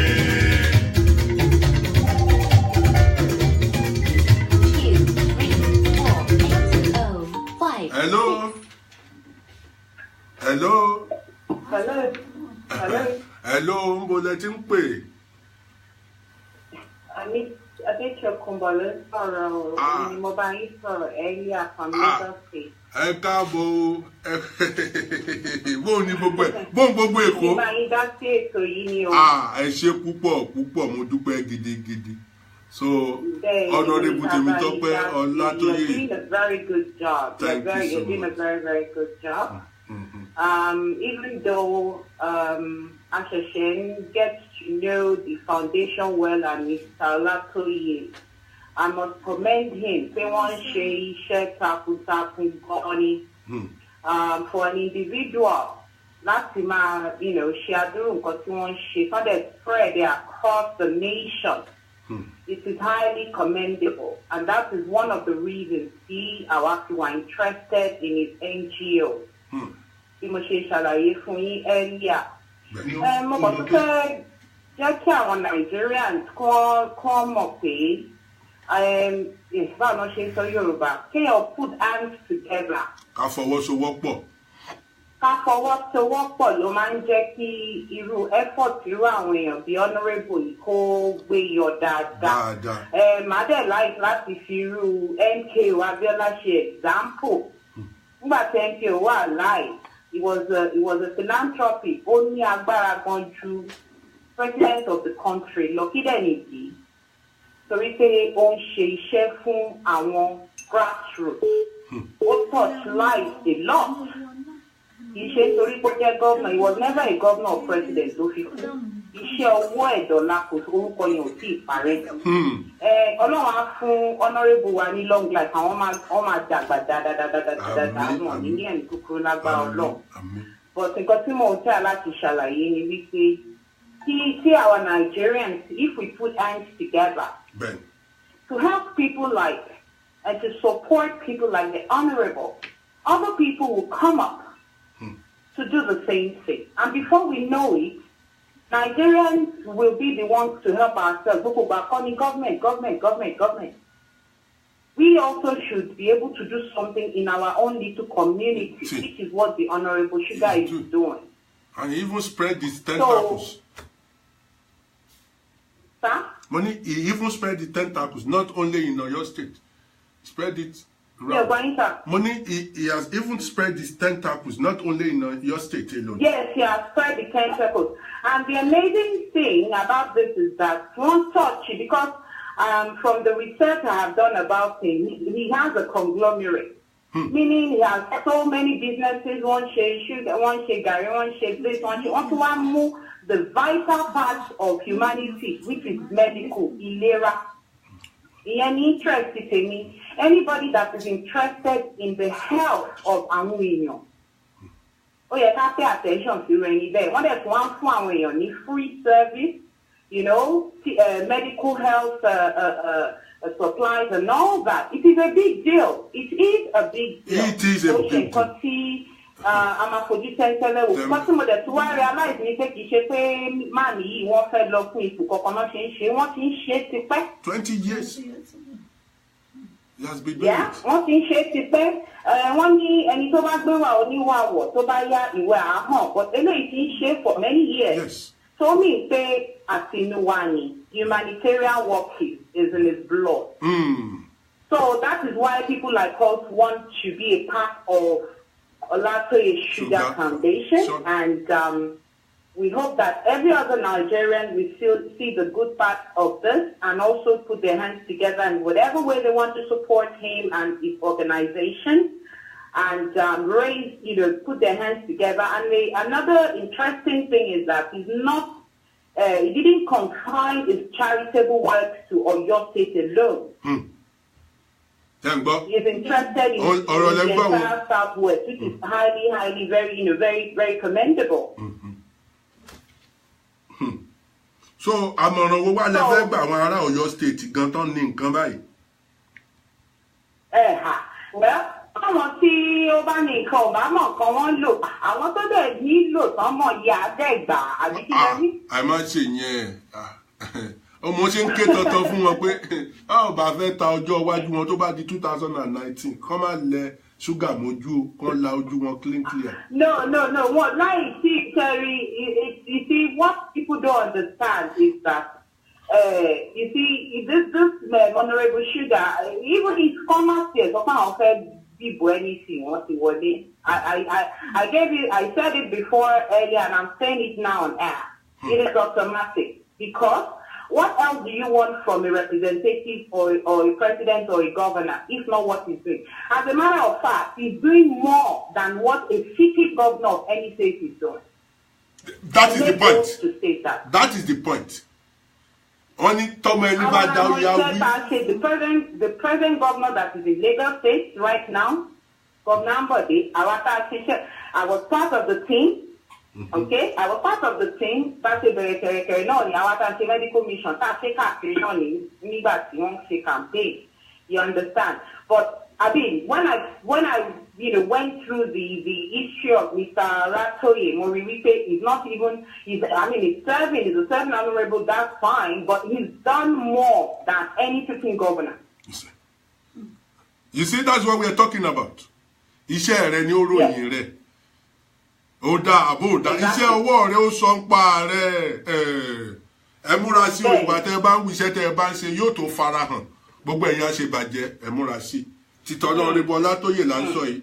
This person that is speaking on phone, my gentle sister here, all the way from Nigeria, he called me, she called me all the way from Nigeria. We haven't seen each other one-on-one. She has called my phone like 10 times. But the fact is, when she got advantage to talk to me, said, please, we need to interview this man. We need the whole Southwestern region to know. We need the whole Nigeria to know. So, you are really doing well. It is you that you let us know about this. And we have done our research on this man, Honorable Temitope Olatoye Sugar. No, he's a man that deserves to be on your state governor without vote for, must be on a post. So, ìyẹn ló wú mi lórí pé, tí ará àta tó bá mọyì, ẹ̀yin ará anulé ẹ̀ ń sún o, àánú yín ṣe mí, ẹ̀ ń sún o. So, my sister, I want you to give the advice and then, because èmi ti fi ra mi lẹ̀ nísìnyí pé Tuesday, Wednesday, come on pè mí. And mo ti sọ fún wọn pé from December ní agbára Ọlọ́run. Ní agbára Ọlọ́run. Ní December, á wá èèyàn méjì, ẹ̀yin náà ni ó sì ṣì kẹta wá ń bẹ̀ wọ́n. Tí ó jẹ́ pé gbogbo nǹkan tí ó ń lọ tá a ti jọ sọ yóò wà létò. Àwọn ẹlòmíì náà fẹ́ pè wọlé, ẹja gba ìpè wọn. Ṣé gbọ́? Ẹ ṣé mo dúpẹ́ gan. Ọ̀dà, ẹ ṣé púpọ̀. Nǹkan tí mo kàn máa sọ mi ò really gbọ́ yín dáadáa. Ó dàbẹ̀ pé speaker yín or the audio, the studio echo is not making me. Ó dàbẹ̀ pé mo gbọ́ tẹ́ni kí n sọ̀rọ̀ sáwọn èèyàn. Ẹ báwọn èèyàn wa sọ̀rọ̀. Pé 2019 Southwestern region ká la ojú wa o. Ẹni tó bá ti ní ká dìbò fún ká bí léèrè kí ló ti ṣe. Nǹkan tó máa ń ṣe ọ̀pọ̀lọpọ̀ àwọn Nigerians, even those in diaspora. Àyà wọn máa ń já tọ́rọ̀ bá ti di pé àyà wọn máa ń já wọn máa ń rò pé owó ni àwọn èèyàn fẹ́ gbà lọ́wọ́ àwọn, so wọ́n máa ń tàdí lẹ́yìn gbogbo ìgbà. Ṣe mọ̀, ìwà amúwámúwá a ní láti kọ́kọ́ mú kúrò nínú ẹ̀jẹ̀ wa. Wọ́n bá ti yọ mentality kúrò pé owó ni èèyàn kan fẹ́ gbà lọ́wọ́ ẹ̀, then you will not get to the promised land. So irú project báyìí, we need to support Honorable not with ẹnu nìkan. With our actions, we need to dedicate time, of course, money, because ó yẹ kí gbogbo wọn rò pé ibì kan ni owó tí wọ́n fi ń supply gbogbo kìíní ti ń wá. Even though wọn tọrọ owó lọ́wọ́ ẹnikẹ́ni, but common sense ni wípé ẹni tó bá run charity ó need the help anybody to bá lè render. You understand? And also, we should get interested in things like this, because I mean, it doesn't have to be it doesn't have to be political, because Nigerians are saying anything politics. I'm a play politics with everything. And then you're sure of PDP, it's not about APC, it's not about ASGA, it's not about anything. We're talking about humanitarian work. Work. They understand. Yes. So I think we should first look at it from that ground. Okay, in your country, we need law. tó ń take care of àwọn tó wà homeless, tó fún wọn lóúnjẹ, tó tún wo health wọn. Yẹn ni kẹ́ kọ́kọ́ rò kẹ́ tó ro ọ̀rọ̀ politics. Then after you have achieved that purpose, then you can now think, okay, fẹ́ lose irú èèyàn tó wà valuable báyìí, kí ni nǹkan tá a dẹ̀ lè ṣe, jẹ́ ká support ẹ̀ kó di èèyàn báyìí ní society, because ẹ tó lè ṣe báyìí máa tí ò ti di governor. Of course, àmọ̀ pé tó bá débẹ̀ you will do much more. So that is when the support of the people needs to come in. Nigerians should not only be watching. Kọ́kọ́ máa fọwọ́ lẹ́rọ máa wò. Participate. Charity begins at home. Ilé láti kẹ̀sọ́ ròde, ẹ̀jẹ̀ àdánù ló bá. Torí tí bá gbà yín láàyè, inú yín ń dùn, ẹ sì fẹ́ ṣe. Ṣùgbọ́n àwọn èèyàn náà ń pè wọlé. So, for me, can sorry contribute. And also, I must commend you, sir. Ìtìtì bá ti ṣe ẹ̀yìn tẹ́ kéde gbogbo kìíní ọ̀pọ̀lọpọ̀ wà tẹ́ ẹ̀mọ̀kọ́ tó ń ṣẹlẹ̀ lọ́wọ́. So I must commend you. You're doing a good job, and I'll encourage you to continue with this movement. And the sky will be your starting point, sir. I salute you, sir. Thank you so much. Mo dúpẹ́ gidigidi. Any good day, sir. Yes. Wọ́n ní ilé báyìí náà láti kẹ́sọ̀ ròde. Ẹ ṣé sísítà mi tó pé orílẹ̀-èdè Nàìjíríà ẹ wo iye mínítì tán fi bá wa sọ̀rọ̀, owó iyebíye ni. So gbogbo wa náà ojú òpó ti wá sílẹ̀ báyìí, gbogbo bí èèyàn 10 ló ti pè wọlé, ṣùgbọ́n mo láti gba sísítà mi láàyè. Wọ́n ní ẹnu onúpọ̀n láti ń gbọ́ pọ̀n, ọ̀rọ̀ òdùn lẹ́nu onírọ́. Ṣùgbọ́n bí n bá parọ́ bí n bá sòótọ́ òun lẹ ti gbọ́ yìí ará ìpínlẹ̀ Èkó lẹni tó pè wọlé yìí ó sì ní ipa tí wọ́n kó ní medical line Lagos State mi ìfẹ́ sọ post ẹni kéèyàn tó tajú kán kó tó ní man what this man is doing in Oyo State is fantastic to protect please I need the number of this man I want to get involved. So we are not talking about ọ̀rọ̀ òṣèlú, we are talking about humanitarian services. So téèyàn bá ń ṣe gbogbo orú nǹkan báyìí tó ń ṣe gbogbo wàhálà yìí we need some kind of person kó agbára yẹn tó fún because agbára yẹn ò tó fún Honorable Tèmítọ́pẹ́ Ọlátóyè Sugar ṣùgbọ́n látàrí kòtókòtó yẹn wọ́n sì ń ṣe kótó so ẹja gbóṣùbà fún ọ so mo ẹ fẹ́ pè wọlé ojú òpó ti sílẹ̀ báyìí ẹ má bínú gbogbo ẹ tó fẹ́ pè wọlé nọ́mbà 074-593-53799 gbogbo bí kíbi tẹ́ ẹ ti ń gbọ́ wa etí tẹ́ fi ń gbọ́ wa kò ní di ojú tẹ́ wọ́n pè.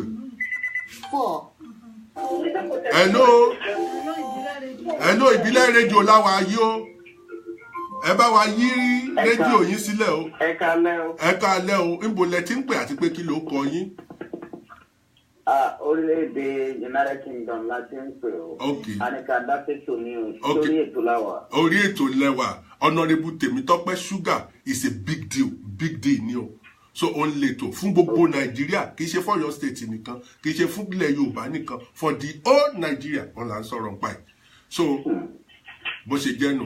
mo ní kí n kí gẹ́gẹ́ bí atọ́kùn ètò àti olùdarí ètò adúpẹ́ gidigidi lọ́wọ́ yín ọmọ Ìbàdàn la wá ọmọ Ọ̀yọ́ state ni wá ṣùgbọ́n a ti gbé ní ìpínlẹ̀ Ògùn lórílẹ̀‐èdè Nàìjíríà fọdún tó pọ̀ díẹ̀. arákùnrin tẹ̀ ń sọ yìí kò ń ṣèlè kò ń ṣàánú bẹ̀rẹ̀ ni wọ́n ń ṣàìmọ̀ polóko. òdu ni wọ́n ọ̀rọ̀ lẹ́gbọ́ yìí o. ipa ribiribi tó kó nígbà táwa ń kàwé ní Abẹ́òkúta. I can tell you for free wípé ẹ̀ńtẹ̀ ń sọ ó ti ń ṣiṣẹ́ ribiribi òun ṣọdún mẹ́wàá ọdún mẹ́ẹ̀ẹ́dógún sẹ́yìn ni.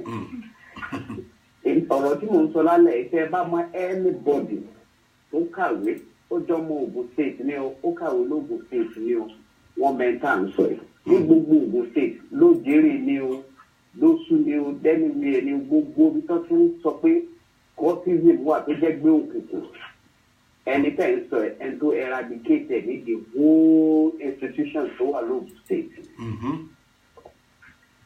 torí ẹ̀ amọ̀gbà tí Ọ̀túnba Gbẹ́ngà Daniel tó fi wọ́n jẹ́ special adviser on youth matters. ṣe ti ń gbọ́. amọ̀gbà tó fi wọ́n jẹ́ special adviser on sport and whatever ń gbà yẹn ṣètìlọ́sàn wọ́n ti ń ṣiṣẹ́ ribiribi. is a big loss for Ogun State pé ẹni kúrò lóògùn state. nígbà tí èso máa lè ogún òpínlẹ̀ Ọ̀yọ́ ni. surprise pé gbogbo iṣẹ́ tẹ́ ẹ sọ pé wọ́n ń ṣe wọ́n wá ń ṣe bẹ́ẹ̀ lọ́yọ̀ọ́ state. ẹ ń ta nígbàgbọ́ tá a mọ̀ pé ó ń ṣe á tún ṣe jù bẹ́ẹ̀ lọ ni. ẹ ti gẹ̀. mo ní kí n kí n fẹ́ kú iṣẹ́ ẹ̀dẹ̀ kú ìpè tẹ́ ń pe àwọn èèyàn sí àkíyèsí. bẹ́ẹ̀ni Ọlọ́run á máa fún yín ṣe. àmín àṣẹ. Ọlọ́run á dẹ̀ fún wọn ní etí gbígbọ́. àmín àṣẹ. torí tó lè ṣe nìyẹn. bẹ́ẹ̀ni ẹ ṣe. ó ṣe mí o. bẹ́ẹ̀ni. tábánikà wò ó àtẹ̀yìntẹ̀ ń ṣètò àtàwọn tá à ń ṣètò a lè lo another 60 years. bẹ́ẹ̀ni. ṣètìlọ́sàn.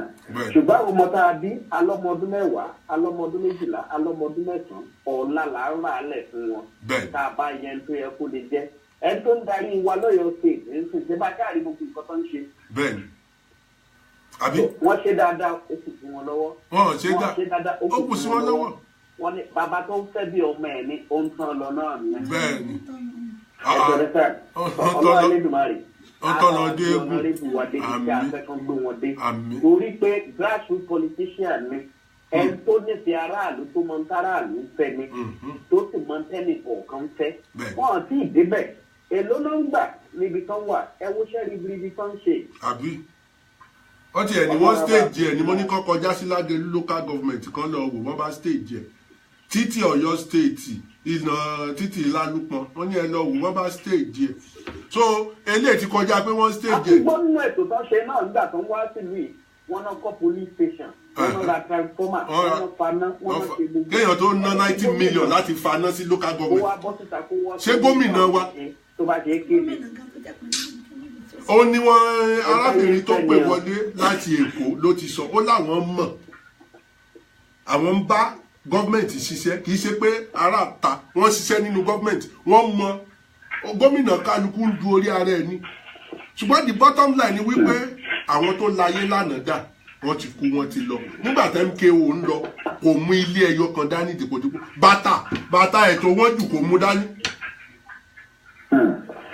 ikú òsì kan lẹ̀kùn pé mò ń bọ̀ olúwa ló ṣeun. ẹ tú àkíyèsí wa tẹ́ ń pè sí adẹ̀lérò fáwọn ará ilé náà gbọ́n tẹ́ ń pè ọlọ́run á fún wa ṣe ọlọ́run á fún wa ṣe ẹ bá wa kí polongo ẹ̀ tí gbogbo ayé mọ̀ tí gbogbo èèyàn mọ̀. ẹ sì bá wa dúpẹ́ ẹ bá wa ṣàdúrà fún ìbílẹ̀ rédíò tó ráwọn ló fún wa ní ojú òpó yìí ló fún wa ní afẹ́fẹ́ wọ́n ní tó Flotech mo kàn pé wọ́n ní ẹ máa bọ̀. àti iṣẹ́ takuntakun tẹ̀ ń ṣe ẹ lè má jọmọ Ìbàdàn ẹ sì lè jọmọ Ìbàdàn. ọmọ Ìbàdàn ní Ìbàdàn méjì ògbọ́n ní kò náàbù kò ní. Ìbàdàn á gbè wá àmì àṣẹ àmì àṣedébi èrè lágbára Ọlọ́run. àmì. iléeṣẹ́ yín á máa lọ síwájú ọwọ́ yín á máa ròkè àtàtọ́kùn àtàtàwọn tó ní iléeṣẹ́ yín ò ní jóná o. àmì. nígbà tó nọrẹ́bù wa bá di gómìnà náà á tún gbé ìpínlẹ̀ rédíò lọ sí Nàìjíríà náà. àmì àṣẹ lágbára Ọlọ́run. so ẹ ṣe púpọ̀ ẹ ṣe. ẹ jẹ́ ká mọ̀ bẹ́tò lọ ara ń tà ń sọ rèé wọ́n ní sàn án láàrin ajẹnimu ní pẹ́kọ̀rọ̀ àwọn ò ní polówó ìrà tí ò lọ́mọ́nú ká sọ̀rọ̀ ká bá abẹ́ òun lógun òótọ́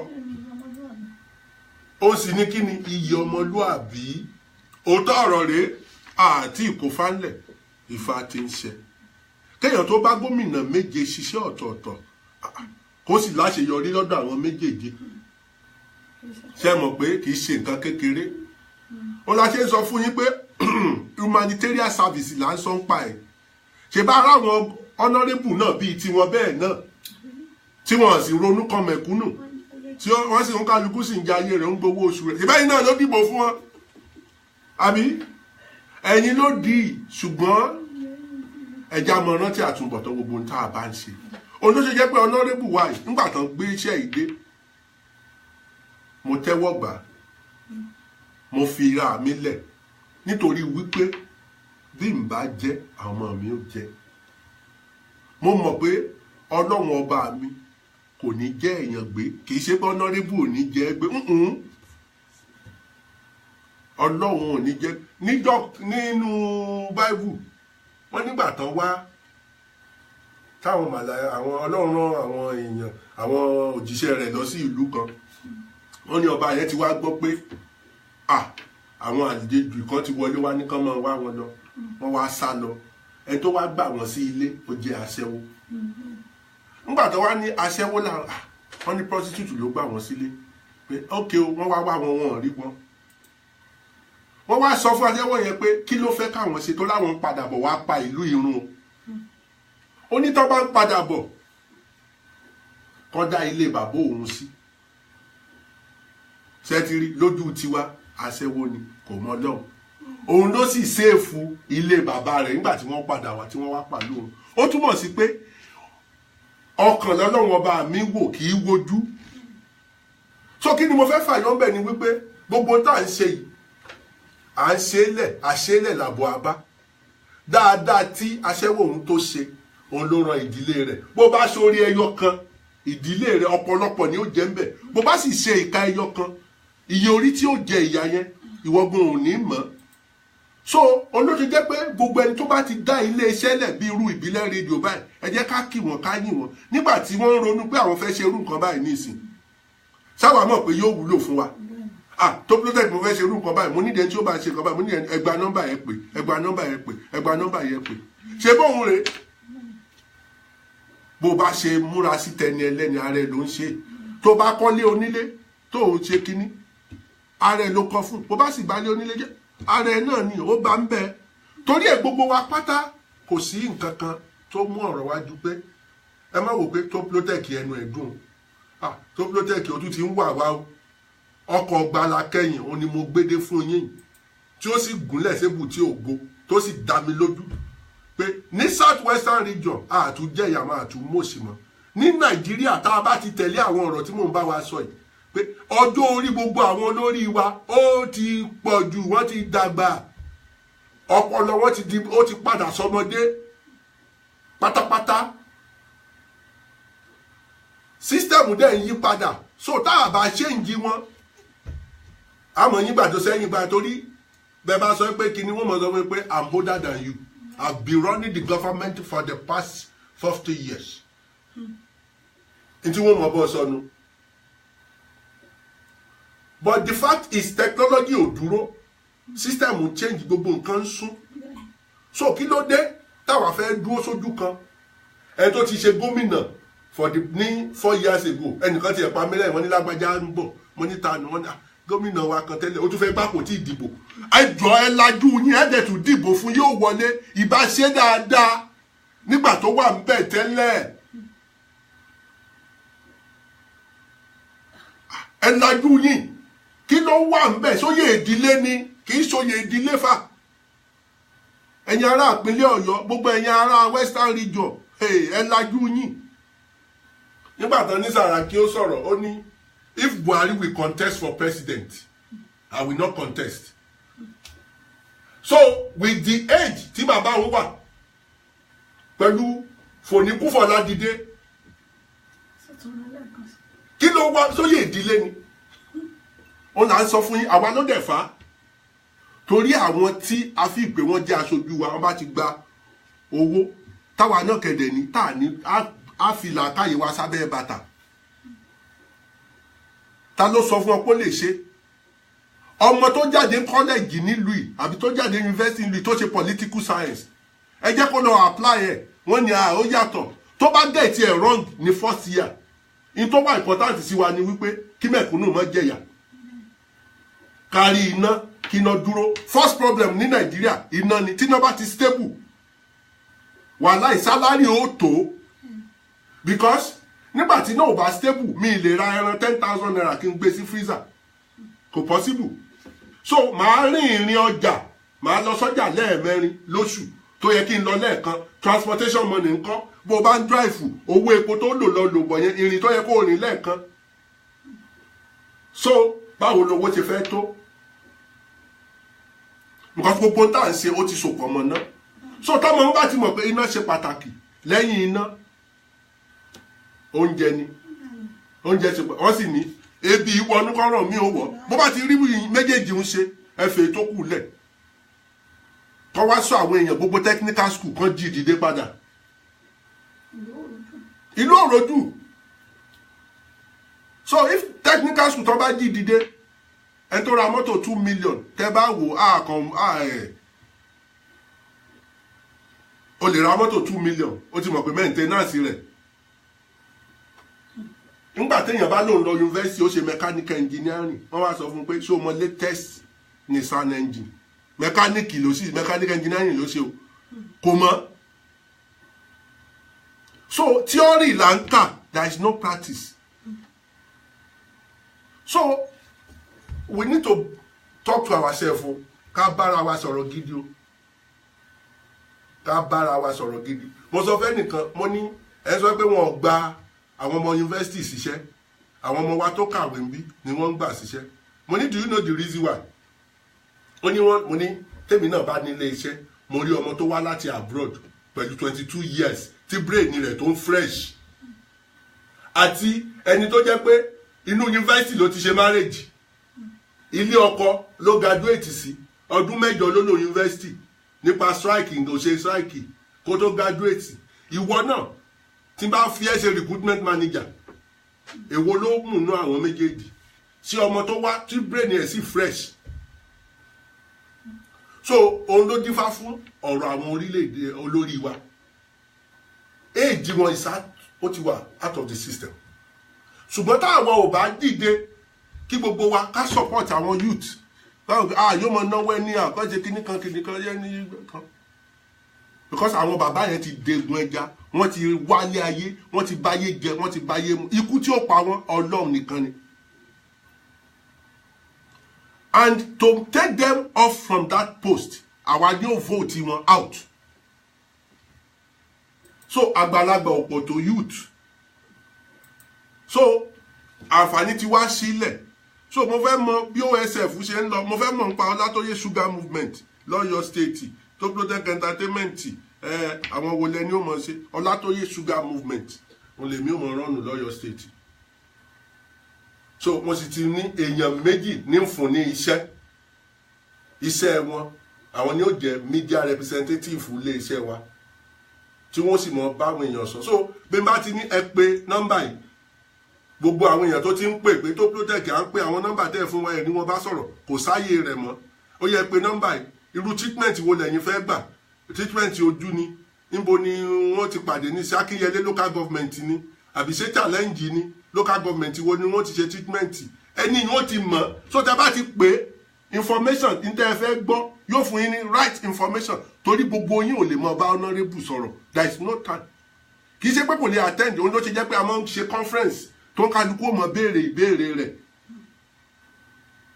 àfi tí ọ̀rọ̀ tó fẹ́ sọ tó bá jẹ́ private discussion tí ó mú ìtẹ̀síwájú ṣùgbọ́n èèyàn kọ́ọ̀lù mélòó ló fẹ́ dá lóhùn ìjọ kan ó sú èmi gan fúnra mi láti àárọ̀ tí mo ti jí 9 o'clock ni mo ti ń dáhùn kọ́ọ̀lù mo dáhùn kọ́ọ̀lù wọ 7 ní majestic time mo dẹ̀ ní show ní Friday majestic time dẹ̀ ti tó so bó ló ṣe fẹ́ sùn so iṣẹ́ ìlú àtàrí àjànàkú ni kì í ṣẹrù ọmọdé bí mo ṣe wà ní ìsìn látàárọ̀ mo ń rojọ́ ni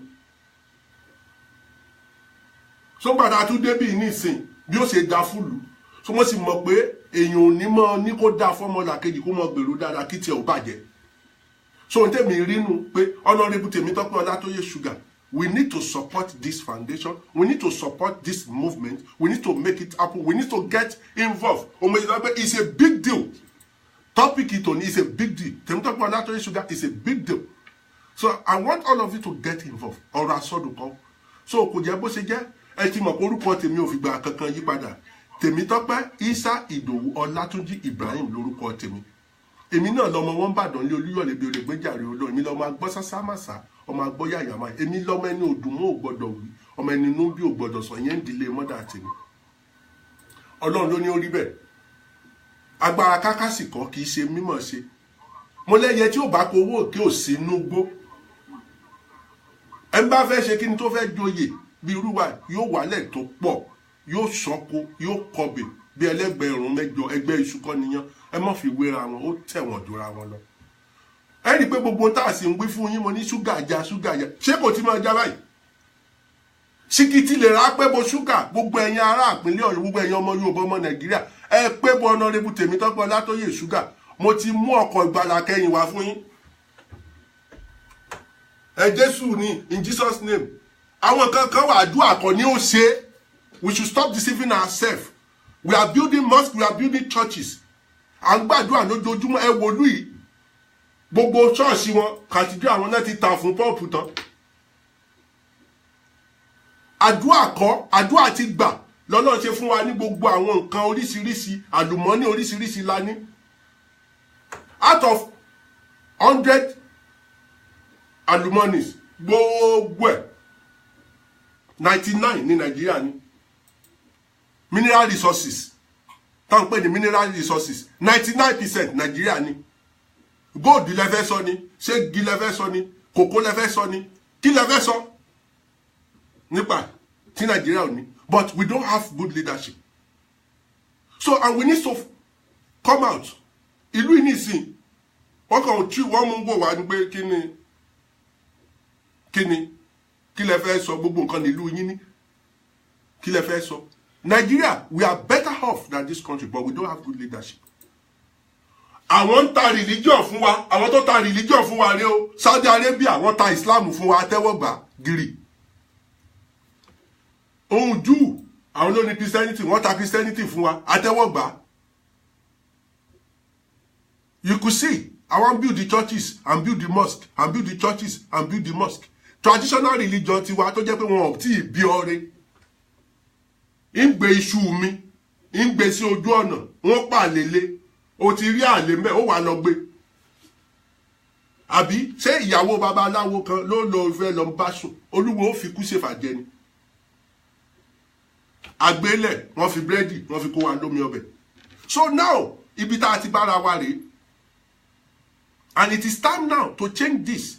So to change this, wọ́n ní òkè amúkọ ẹ̀rù rẹ̀ wọ́ òkè lẹ́ ń wò wò sàlẹ̀ aláti tukọ̀ láti sàlẹ̀ and ọkọ̀ gbàlà kẹyìn yẹn ti wá dé báyìí bí ó ṣe gúnlẹ̀ sébù tí ògo ó ń bẹ lọ́wọ́ èmi àti wọ́ ẹ fọ̀rọ̀ Ọlọ́run lẹ̀ àdúrà ní ká mọ̀ gbà àdúrà ti gbà àwọn ọmọ Ísírẹ́lì nígbà tàdúrà wọn gbà ó gbé Mósè dìde Mósè ló wá ń bọ́ Ọlọ́run sọ̀rọ̀ pé Fáráò ò gbọ́ ó lagídó so olórí tí ò bá ti gbọ́ tó ń ṣagídí bíi Fáráò ta ni ẹ kú òǹbẹ ni tó lóun ò ní kú òǹbẹ àní a fẹ́ kú òlóko ẹrú tó lóun ò ní kú òǹbẹ kọ́nà bá wa ṣe bíi Fáráò but ó wá kù sọ́wọ́ èmi àti ẹ ká ti foundation ìlẹ́yìn ká ti honourable ìlẹ́yìn kó lè kí ọkọ̀ gbàlà kó lè gúnlẹ̀ síbi tí ògo.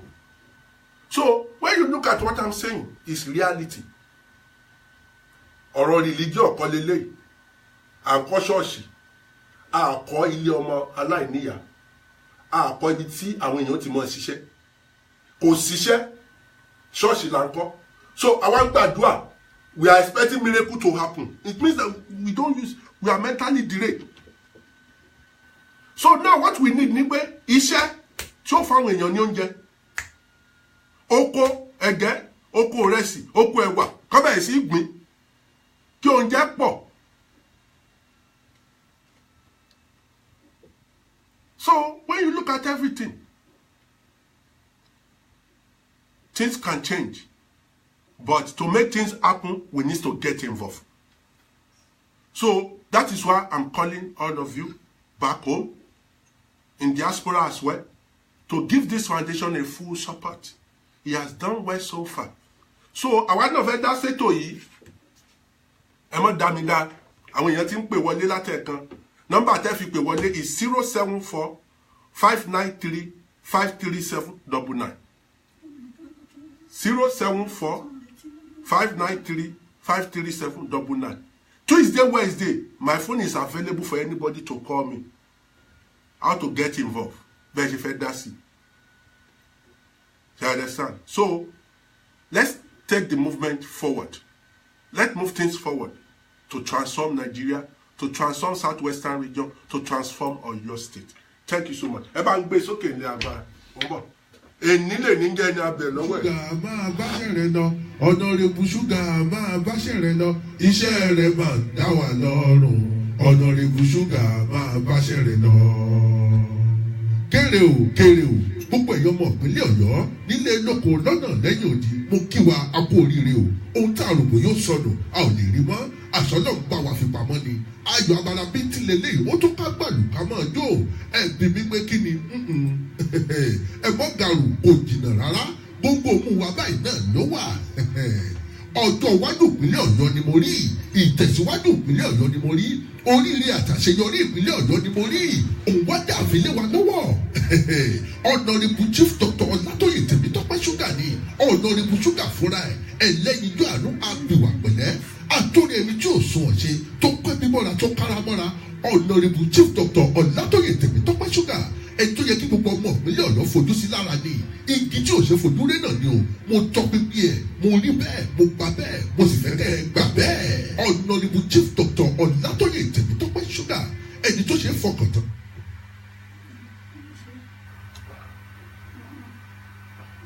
Ẹ má bínú gbogbo ẹ ń gbọ́ ẹ wo gbogbo àwọn iṣẹ́ takuntakun àwọn iṣẹ́ ribiribi tí bàbá wa Honorable Tèmítọ́pẹ́ Ọlátóyè Ṣúgà kan ti ṣe ẹ má fi wéra wọn tẹ̀wọ̀n dúra wọn lọ àtàrí àjànàkú ni kì í ṣẹrù ọmọdé ẹ má play rẹ lọ. Honorable Ṣúgà máa báṣẹ̀ rẹ̀ lọ, Honorable Ṣúgà máa báṣẹ̀ rẹ̀ lọ, iṣẹ́ rẹ̀ máa dá wa lọ́rùn, Honorable Ṣúgà máa báṣẹ̀ rẹ̀ lọ. Kéré o, púpọ̀ èèyàn mọ̀ ìpínlẹ̀ Ọ̀yọ́ nílé lóko lọ́nà lẹ́yìn òdì mo kí wa a kú oríire o. Ohun tá a rò bó yóò sọnù, a ò lè rí mọ́, àṣọ náà gbà wá fi pamọ́ ni. Ayọ̀ abala bíntì lélẹ́yìí, ó tún ká gbàlù ká máa jó. Ẹ̀bí mi pé kí ni? Ẹ̀gbọ́n gàrú kò jìnnà rárá, gbogbo òun wa báyìí náà ló wà.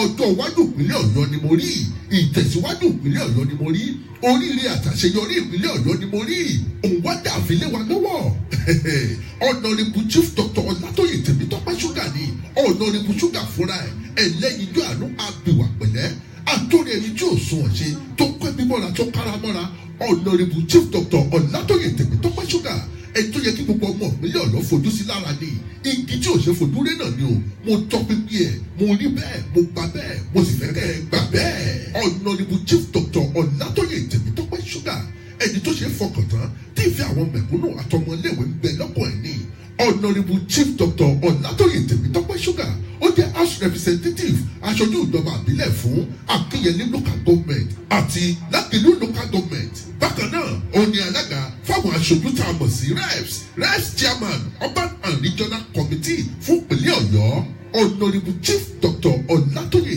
tèmítọ́pẹ́ ṣúgà gbogbo ọ̀nà ni wọ́n gbà láti fi ran aráàlú lọ́wọ́ yàtọ̀ sówó ìjọba ṣèbí tẹ̀tẹ̀rẹ̀gún ọ̀nàrẹ́bù tèmítọ́pẹ́ ṣúgà ti lómi láwùn kó tó di bómi dé ọ̀nàrẹ́bù chief dr ọ̀nàtọ́yè tèmítọ́pẹ́ ṣúgà ó jọmọ bíbí oko alápẹ̀ ní ìjọba ìbílẹ̀ lágẹ̀lú local government nílùú ìbàdàn ìpínlẹ̀ ọ̀yọ́ state torí náà gbogbo àwọn ọmọ ìpínlẹ̀ ọ̀yọ́ pátá ẹ mọ̀ sọ̀rọ̀ dọ̀gbọ̀dọ̀gbọ̀ inú tọ́ba ti ń pè wá ká mọ̀ jẹ́ wọn ni honourable chief doctor ọ̀nàtòyè tèmítọ́pẹ́ ṣúgà iṣẹ́ takuntakun ni wọ́n ti ṣe fún ìrànlọ́wọ́ aráàlú àti ìdàgbàsókè ìpínlẹ̀ ọ̀yọ́ ẹ ṣáà wò ó free education ẹ̀kọ́ ọ̀fẹ́ fáwọn ọmọ iléèwé free health care ìwòsàn ọ̀fẹ́ fáwọn aláìsàn 32 borehole kọ̀ǹga àgbàlódé sí gbèríko káàkiri 25 local wells kọ̀ǹga tá à ń lò tẹ́lẹ̀ sí gbèríko káàkiri 3 palaces built ààfin ọba mẹ́ta òun ni wọ́n ti kọ́ báyìí eléyìí túmọ̀ sí pé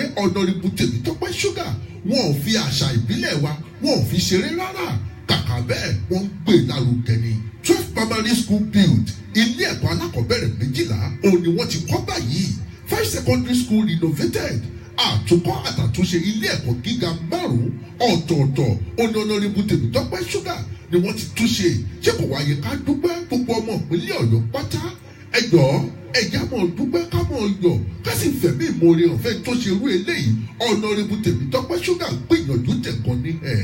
amúlùdún fm renovated àtúnṣe iléeṣẹ́ agbóhùnsáfẹ́fẹ́ tá a mọ̀ sí amúlùdún fm radio 12 complex office built for bcos iléeṣẹ́ agbóhùnmáwòrán tá a mọ̀ sí bcos yàrá 12 ọ̀tọ̀ọ̀tọ̀ ní ọ̀nàrẹ́bù tèmítọ́pẹ́ ṣúgà ló kọ́ fún wọn ẹjọ́ ẹ̀yà yìí kágẹ́ káfẹ̀mí ìmoore hàn wọ́n ní yìnyínyìnyín kẹ́ni ó lè ṣe mí ká dúpẹ́ lọ́wọ́ èjìká tí ò jáṣọ ń bọ̀ ọ̀nàrẹ́bù tèmítọ́pẹ́ ṣúgà ẹ̀ túbọ̀ mọ́ bá ṣe olúwa ṣó ẹ̀ ṣe débi èrè ọ̀nàrẹ́bù ṣúgà máa báṣẹ́ rẹ lọ ọ̀nàrẹ́bù ṣúgà máa báṣẹ́ rẹ lọ iṣẹ́ rẹ máa ń tẹ́ wà lọ́rùn ọ̀nàrẹ́bù ṣúgà máa báṣẹ́ rẹ lọ ọ̀nàrẹ́bù ṣúgà máa báṣẹ́ rẹ lọ ọ̀nàrẹ́bù ṣúgà máa báṣẹ́ rẹ lọ iṣẹ́ rẹ máa ń tẹ́ wà lọ́rùn ọ̀nàrẹ́bù ṣúgà máa báṣẹ́ rẹ lọ. mélòó wà la fẹ́ kà nínú eyín àdìpẹ̀lẹ́ tọmọ ẹni bá dá oyè áwì ọ̀nàrẹ́bù ṣúgà ó gbìyànjú tòótọ́ ẹ̀jẹ̀ tí wàá dá yìí sí kí túrẹ̀ yìí sí gan ká ẹ̀ mọ bó ṣe ń lọ wọ́n tún ṣe ọ̀nà fún lágbèlú local government ọ̀nà general gas sí àkóbọ̀ àwọn ni wọ́n tún tẹ́rìgbà tí wọ́n ṣe ọ̀nà tá a tún wá yàn lẹ̀ fún ìjọba ìpínlẹ̀ ọ̀yọ́ ìyẹn ní lálùpọ̀ ọ̀nàrẹ́bù ṣúgà bákan náà àwọn ni wọ́n tún ṣe o ṣe wá rí wípé ó tó káyì mọ́ káfẹ̀mí ìmoore hàn wọ́n tún ti wá ṣe bẹ́ẹ̀ wọ́n ti dá ẹgbẹ́ kan lẹ̀ tá a mọ̀ sí osf ọ̀nàrẹ́bù ṣúgà foundation ọ̀nàrẹ́bù ṣúgà foundation tó ń tọ́jú ara tó ń tọ́jú ìlú tó ń tọ́jú mẹ̀kúnnù tó ń tọ́jú aláìsàn tó ń tọ́jú ẹni tó kù díẹ̀ káàtó fún. báyìí 500 housing estate òun ni wọ́n tún kọ́ lọ́wọ́ sí èjì òkú ìyẹn nílẹ̀gbẹ̀lú local government fún àǹfààní èmi àti ẹni àwọn tó jẹ́ pé àfẹ́ nílé lórí ṣùgbọ́n ìta ò dọ́gba àmọ́ san díẹ̀díẹ̀ ìrọ̀rùn ní gbogbo ẹ̀ bá dé ọ̀nàrẹ́bù ṣúgà èmi ṣe dáńsákì rẹ o àmọ̀ràn mi wá rèé fún gbogbo èèyàn ọmọ ìpínlẹ̀ ọ̀yọ́ pátápátá ẹ̀jẹ̀ agbọ́láfẹ̀ntọ́lá tó sí káfíìyìnfẹ̀ tíyìnyẹ ọ̀nàrẹ́bù chief doctor ọ̀nàtòyè tèmítọ́pẹ́ ṣúgà èmi gbóṣùbà fún yín o lágbára ọlọ́run òkèlẹ́yẹ fọ̀hún òkèlè ó máa lọ iwájú báyìí là bójúmu iwájú lọ́pọ̀ ẹ̀mí tí yóò mọ̀ lé sí gbogbo tí ẹ bá wá dáwọ́lé báyìí yóò mọ̀ yọrí sí rere ni gbogbo èèyàn mọ̀ ìpínlẹ̀ Ọ̀yọ́ ẹ̀jẹ̀ àṣùgbọ́n Honorable Sugar ò ká dúró tì í bàbá tí ń pè wá ká mọ̀ jẹ́ lẹ́sẹ̀kẹsẹ̀ torí wípé mẹ̀sáyà wa rèé o olùgbàlà wa rèé ọ̀nà àbáyọ tá a ti wá látijọ́ yìí sí gbogbo òṣòro tó ń dà wá láàmú nípìnlẹ̀ Ọ̀yọ́ òǹlódé yìí kò dìgbà tá a bá di gómìnà ká tó tòlú tò ká tó tòlú ṣe ṣèbí gbogbo ẹ̀ náà lẹ ti gbọ́ ọ̀rọ̀ rèé torí náà gbogbo wa pátá ẹ̀já dúró ti Honorable Sugar kí iṣẹ́ yìí kọ́ lè ṣe débi èrè fún àǹfààní èmi àtẹ̀yìn àtàwọn ọmọ wa àtọjọ́ ọ̀la wa ni o Honorable Sugar máa báṣẹ́ rẹ lọ Honorable Sugar máa báṣẹ́ rẹ lọ iṣẹ́ rẹ máa ń tẹ́ wá lọ́rùn Honorable Sugar máa báṣẹ́ rẹ lọ ire o.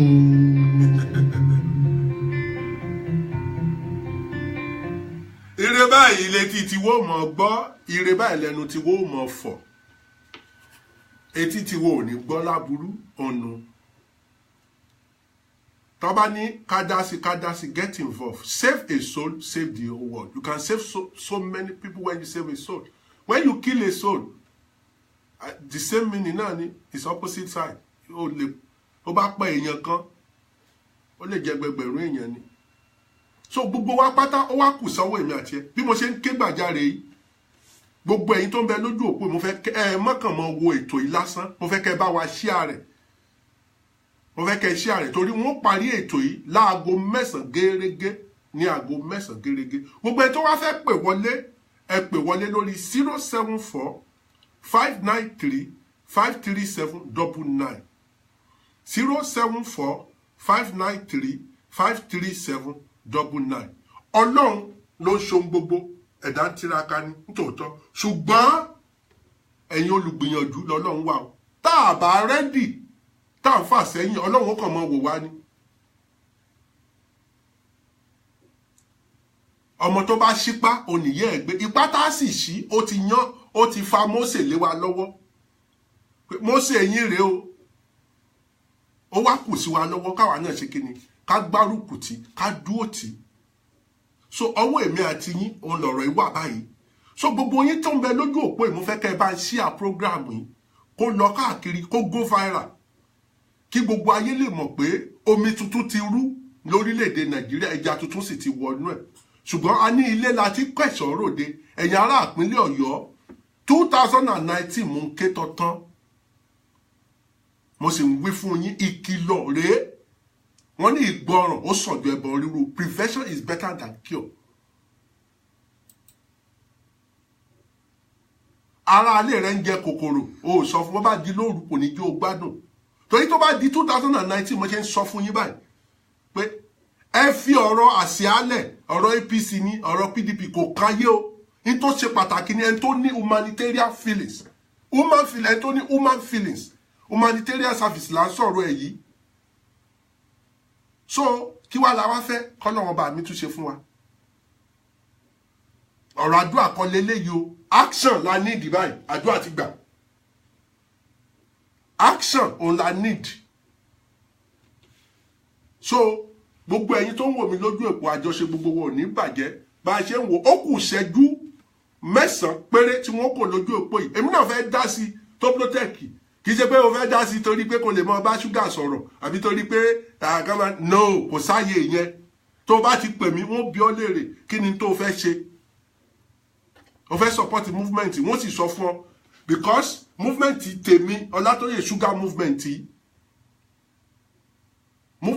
táwọn lò lọ́yọ̀ state ó ti ní àwọn nǹkan tá a fẹ́ gbéṣe through movement tí ó mọ ṣiṣẹ́ fún Ọlátóyè Sugar Foundation àti Honorable Tèmítọ́pẹ́ Ọlátóyè Sugar láti lè jẹ́ kí ìtànná ògo yẹn kó lọ káàkiri àgbáńlá ayé torí ó ti ní àwọn ọ̀run sọ̀rọ̀ ògo Ọlọ́run rèé òfurufú fi iṣẹ́ ọwọ́ rẹ̀ hàn ọjọ́ dé ọjọ́ fún kò síbi tí a kò gbúrò wọn ìró wọn la gbogbo ayé ìjà ó wá kù sọ́wọ́ èmi àti ẹ táṣì máa sọ fẹ́ kulé tí ó máa sọ fún toko tẹ́kù oko tí ó máa sọ fún ilé tí iṣẹ́ yìí tí ó tàn káàkiri ṣùgbọ́n tá a bá kàn káwọ́ gbéra tá à ń fẹnu sí nǹkan kan ò ní ṣe So ohun gbogbo wa láti jáde pẹ̀lú action. We need to contribute. We need to get involved. Tó protect wọ́n fẹ́ èèyàn méjì lẹ̀, okay, èmi náà fẹ́ èèyàn méjì lẹ̀. Èló làwọn méjì yẹn fẹ́ mọ gbà lọ́wọ́ ẹ̀. Iye báyìí la fẹ́ mọ san fún wọn. Okay, tó bá jẹ́ bẹ́ẹ̀, àwa náà mọ fi 20 pounds support rẹ̀ lóṣooṣù. Kò tí ì pọ̀jù. Tá bá lé èèyàn méjì, tá à ń fún ní 10,000 àbí ẹnìkankan 15,000 ẹnìkankan 20 pounds lóṣù. Kò tó owó téèyàn fi ń ṣe fàájì. Wọ́n mú 20 wá, èmi náà mú 20 wá. Àwa recruit bí èèyàn 15. Bẹ́ẹ̀ sàdákà là ń ṣe. Mo sì mọ̀ pé èèyàn ò ní ṣòwò kó pàdánù. Torí wípé a fẹ́ kí nǹkan ó yí padà. À ń polówó gbo ìyìn rere Ọlọ́run ni. Ṣé Jésù dá ṣọ́ọ̀ṣì lẹ̀ ni? Ṣànábì ní mọ́ṣáláṣí ni? Ṣó dá mọ́ṣáláṣí lẹ̀ ni? Ó ní Jésù ṣe sọ fún wọn. Gbogbo akọ̀ǹkà ọ̀rọ̀ Ọlọ́run ni a kò mú lọ, a kò tẹ̀lé. Ó nígbà tí ebi ń pa mí, ta ló fún mi lóúnjẹ? Nígbà tí wọn ò rí aṣọ wò, ẹ fún mi láṣọ. Bí ọ̀rọ̀ ọmọdé ògbẹ́ngbẹ́ mi, ẹ fún mi lómi. Ẹ má jẹ́ àtàrà wa, ẹ jẹ́ ajára wa, ẹ sọ jẹ́ ayé yín. Mother Teresa, obìnrin akíkanjú ni. The prayer of Mother Teresa ń sọ fún yín. Ó ní God, Ọlọ́run fún mi ní ẹni tí ebi ń pa. Kò ní tí màá fún lóúnjẹ. Fún mi ní ẹni tí ò ń gbẹ́ngbẹ́ tí màá fún lómi. Ṣùgbọ́n torí pé ó mọ̀ pé látara fífẹ́ ire, fífẹ́ dáadáa sọ́mọlàkejì, ìwọ Ọlọ́run tó provide ẹni tẹ́bi ń pa fóun. So ní provide ní tí ó jẹ ni, ní tí ó yé wa nu. So if we support this movement, àwa náà ebi ò ní pa wá. Torí nígbà tá a bá ti fi kọ́ Ọlọ́run lọ́rùn pé Ọlọ́run movement ọmọkùnrin a fẹ́ support ẹ̀, Ọlátóyè Sugar Foundation a fẹ́ support ẹ̀, a fẹ́ kó ṣe àyípadà rere. Báwa náà ṣe ń gbìyànjú láti ṣe àyípadà rere nínú ìgbésílẹ̀ ayé àwọn ọmọ ènìyàn. Kí ló fẹ́ fi sìrègùn wájú Ọlọ́run? Ọ̀pọ̀lọpọ̀ wa kàn lọ ń gbàdúrà ni. Àdúrà yẹn ó ní nǹkan tó fẹ́ fi sìrègùn. Nínú Psalm 20, ó ní Dáfídì nígbà tó máa gbàdúrà, ó ní gba ẹbọ sísun mi. Kó o sì rántí ọrẹ mi gbogbo. Kó o wá fi fún mi gẹ́gẹ́ bí tinú mi. Ọrẹ rẹ gbogbo wo la fẹ́ rántí? Ẹ̀hún ìdá mẹ́wàá lọ ṣọ́ọ̀ṣì kí ló ìdá mẹ́wàá rẹ ọmọ tán fi ń ṣe ni. Ìwọ ò ṣe yọ 10% kó wá fi dá sí OSF ṣọ́ọ̀ṣì Ọlọ́run. Kó wóye èèyàn tí ó bẹ́nẹ́fìtì. Bó bá sílẹ̀ tó project ti ní òun fẹ́ recruit èèyàn mẹ́wàá táwọn fún ní owó láti support foundation, ìwọ pè mí. A recruit èèyàn mẹ́wàá. Tó bá lé èèyàn gan tá a lè fún iṣẹ́ tó fẹ́ recommend, mass communication ló ṣe tó fẹ́ recommend, pè mí. Ó ṣe mass communication, HND ló ní, OND ló ní, pè mí. Iṣẹ́ ti sílẹ̀. Èèyàn méjì lágbára wáká tó protect àwa náà agbára wáká méjì. Ó ṣe kò ṣe yóò mọ jẹ yóò mọ mu, òun náà sì múra síṣẹ́. Ara fóònù tí wọ́n mọ fi ṣiṣẹ́ fún wọn. Ọ̀rọ̀ kíní kò sí kíní kan kírẹ́dìtì yóò wà ńbẹ̀, wọn ò lo kírẹ́dìtì. Àwa ni ó ra kírẹ́dìtì fún wọn. Wọ́n mọ̀ pé wọ́n ní customer service ni wọ́n. So gbogbo bí tí àwọn iṣẹ́ ìyanu bá sì ti ń ṣẹlẹ̀, wọ́n mọ̀ lọ́bẹ̀ láti mọ tẹlifáìsì ẹ̀ fún gbogbo àwọn èèyàn pé bó ṣe ń lọ rí o, bó ṣe ń lọ rí o. Torí wípé ìyìn rere rèé a sì láti kéde rẹ̀. Mo ní ẹ kéde rẹ̀ fún gbogbo àgbà ayé pé Honorable Tèmítọ́pẹ́ Sugar òun ni ẹni tí Ọlọ́run yàn tó rán sí wa. So asọdùkọ́ àwa rí bẹ́ẹ̀, a sì bá bẹ́ẹ̀ náà, a sì tọpinpin rẹ̀ káwa tó gbà fún, a sì bọ́ lọ́run sọ, ó ní ọ̀nà ni. So ó wá kù sẹ́mi àti ọlọ́wọ́. So gbogbo ẹ̀yin tó wo program ní agbára Ọlọ́run, ojú tẹ́ fi wò mí ò ní fọ́, etí tẹ́ sì fi gbọ́ mi ò ní di. Ọlọ́run tó ń jẹ́ Ọlọ́run kò ní gbà láfíà yín ò wá ní di fíafíà. A fẹ́ mọ́ lọ báyìí. A mọ̀ lọ rí, a mọ̀ bọ̀ rí. A sì dúpẹ́ lọ́wọ́ ìbílẹ̀ rédíò tán fún wa lórí ọ̀fẹ́ yìí torí wípé yìnyínyìnyín kẹ́ni ó lè ṣe mí. Wọ́n ní ká dúpẹ́ lọ́wọ́ èjìká tí òjá so bọ́. Èyí bẹ́ẹ̀ nìyẹn ní owó bí a wà. So a sì mọ iye tí kinní ó kọ́ọ̀sì bó bá jẹ́ pé a fẹ́ kówó lẹ́yìn.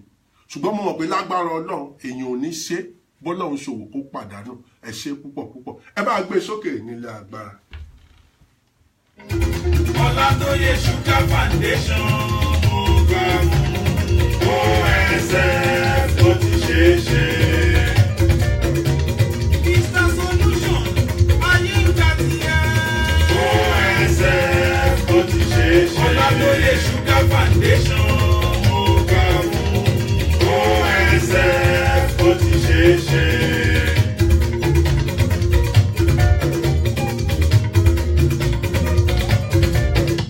Ọlátóyè Sugar Foundation mo gbà fún OSF tó ti ṣe é ṣe.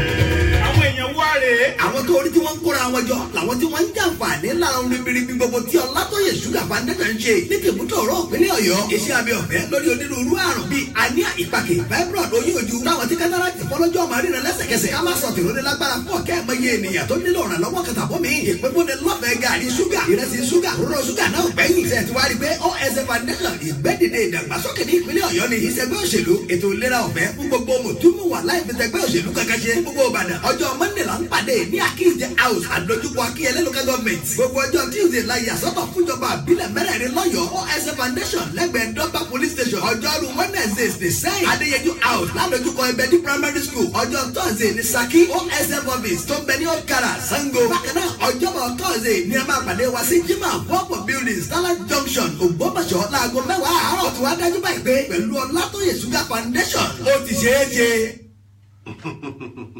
Gbogbo ẹni tó sì fẹ́ ṣèpolówó ọjà mo fẹ́ ṣèpolówó ọjà mọ́ṣáláṣí lèmi ṣọ́ọ̀ṣì ni mi a fẹ́ ṣe wáàsí a fẹ́ sọ̀rọ̀ ọ̀tùnú kankan ẹ mọ̀ bọ̀ wá sí ìbílẹ̀ rédíò tààrà ẹ mọ̀ pé n tí bá ti wí fún yín bẹ́ẹ̀ náà ni bàbá sì fẹ́ ṣe ayẹyẹ tẹ fẹ́ MC èmi á mọ̀ sọ fún yàn ojú ọ̀run tẹ yẹ fò ńgbà mo polówó jókà ẹnìkan ní kíníkan mo ní kí ló dé ẹ mọ̀ ronú bí àárò òkú mọ́ Tesco ń ṣe tiẹ̀ Asda ń ṣe tiẹ̀ tóun náà bá lọ Nàìjíríà ní ìsìta polówó ẹ̀ tá a gbé lárugẹ tó tóbi ó ṣe kò ṣe bóyá fámìlì mi ó ṣiṣẹ́ lọ́dọ̀ rẹ̀ mo mọ̀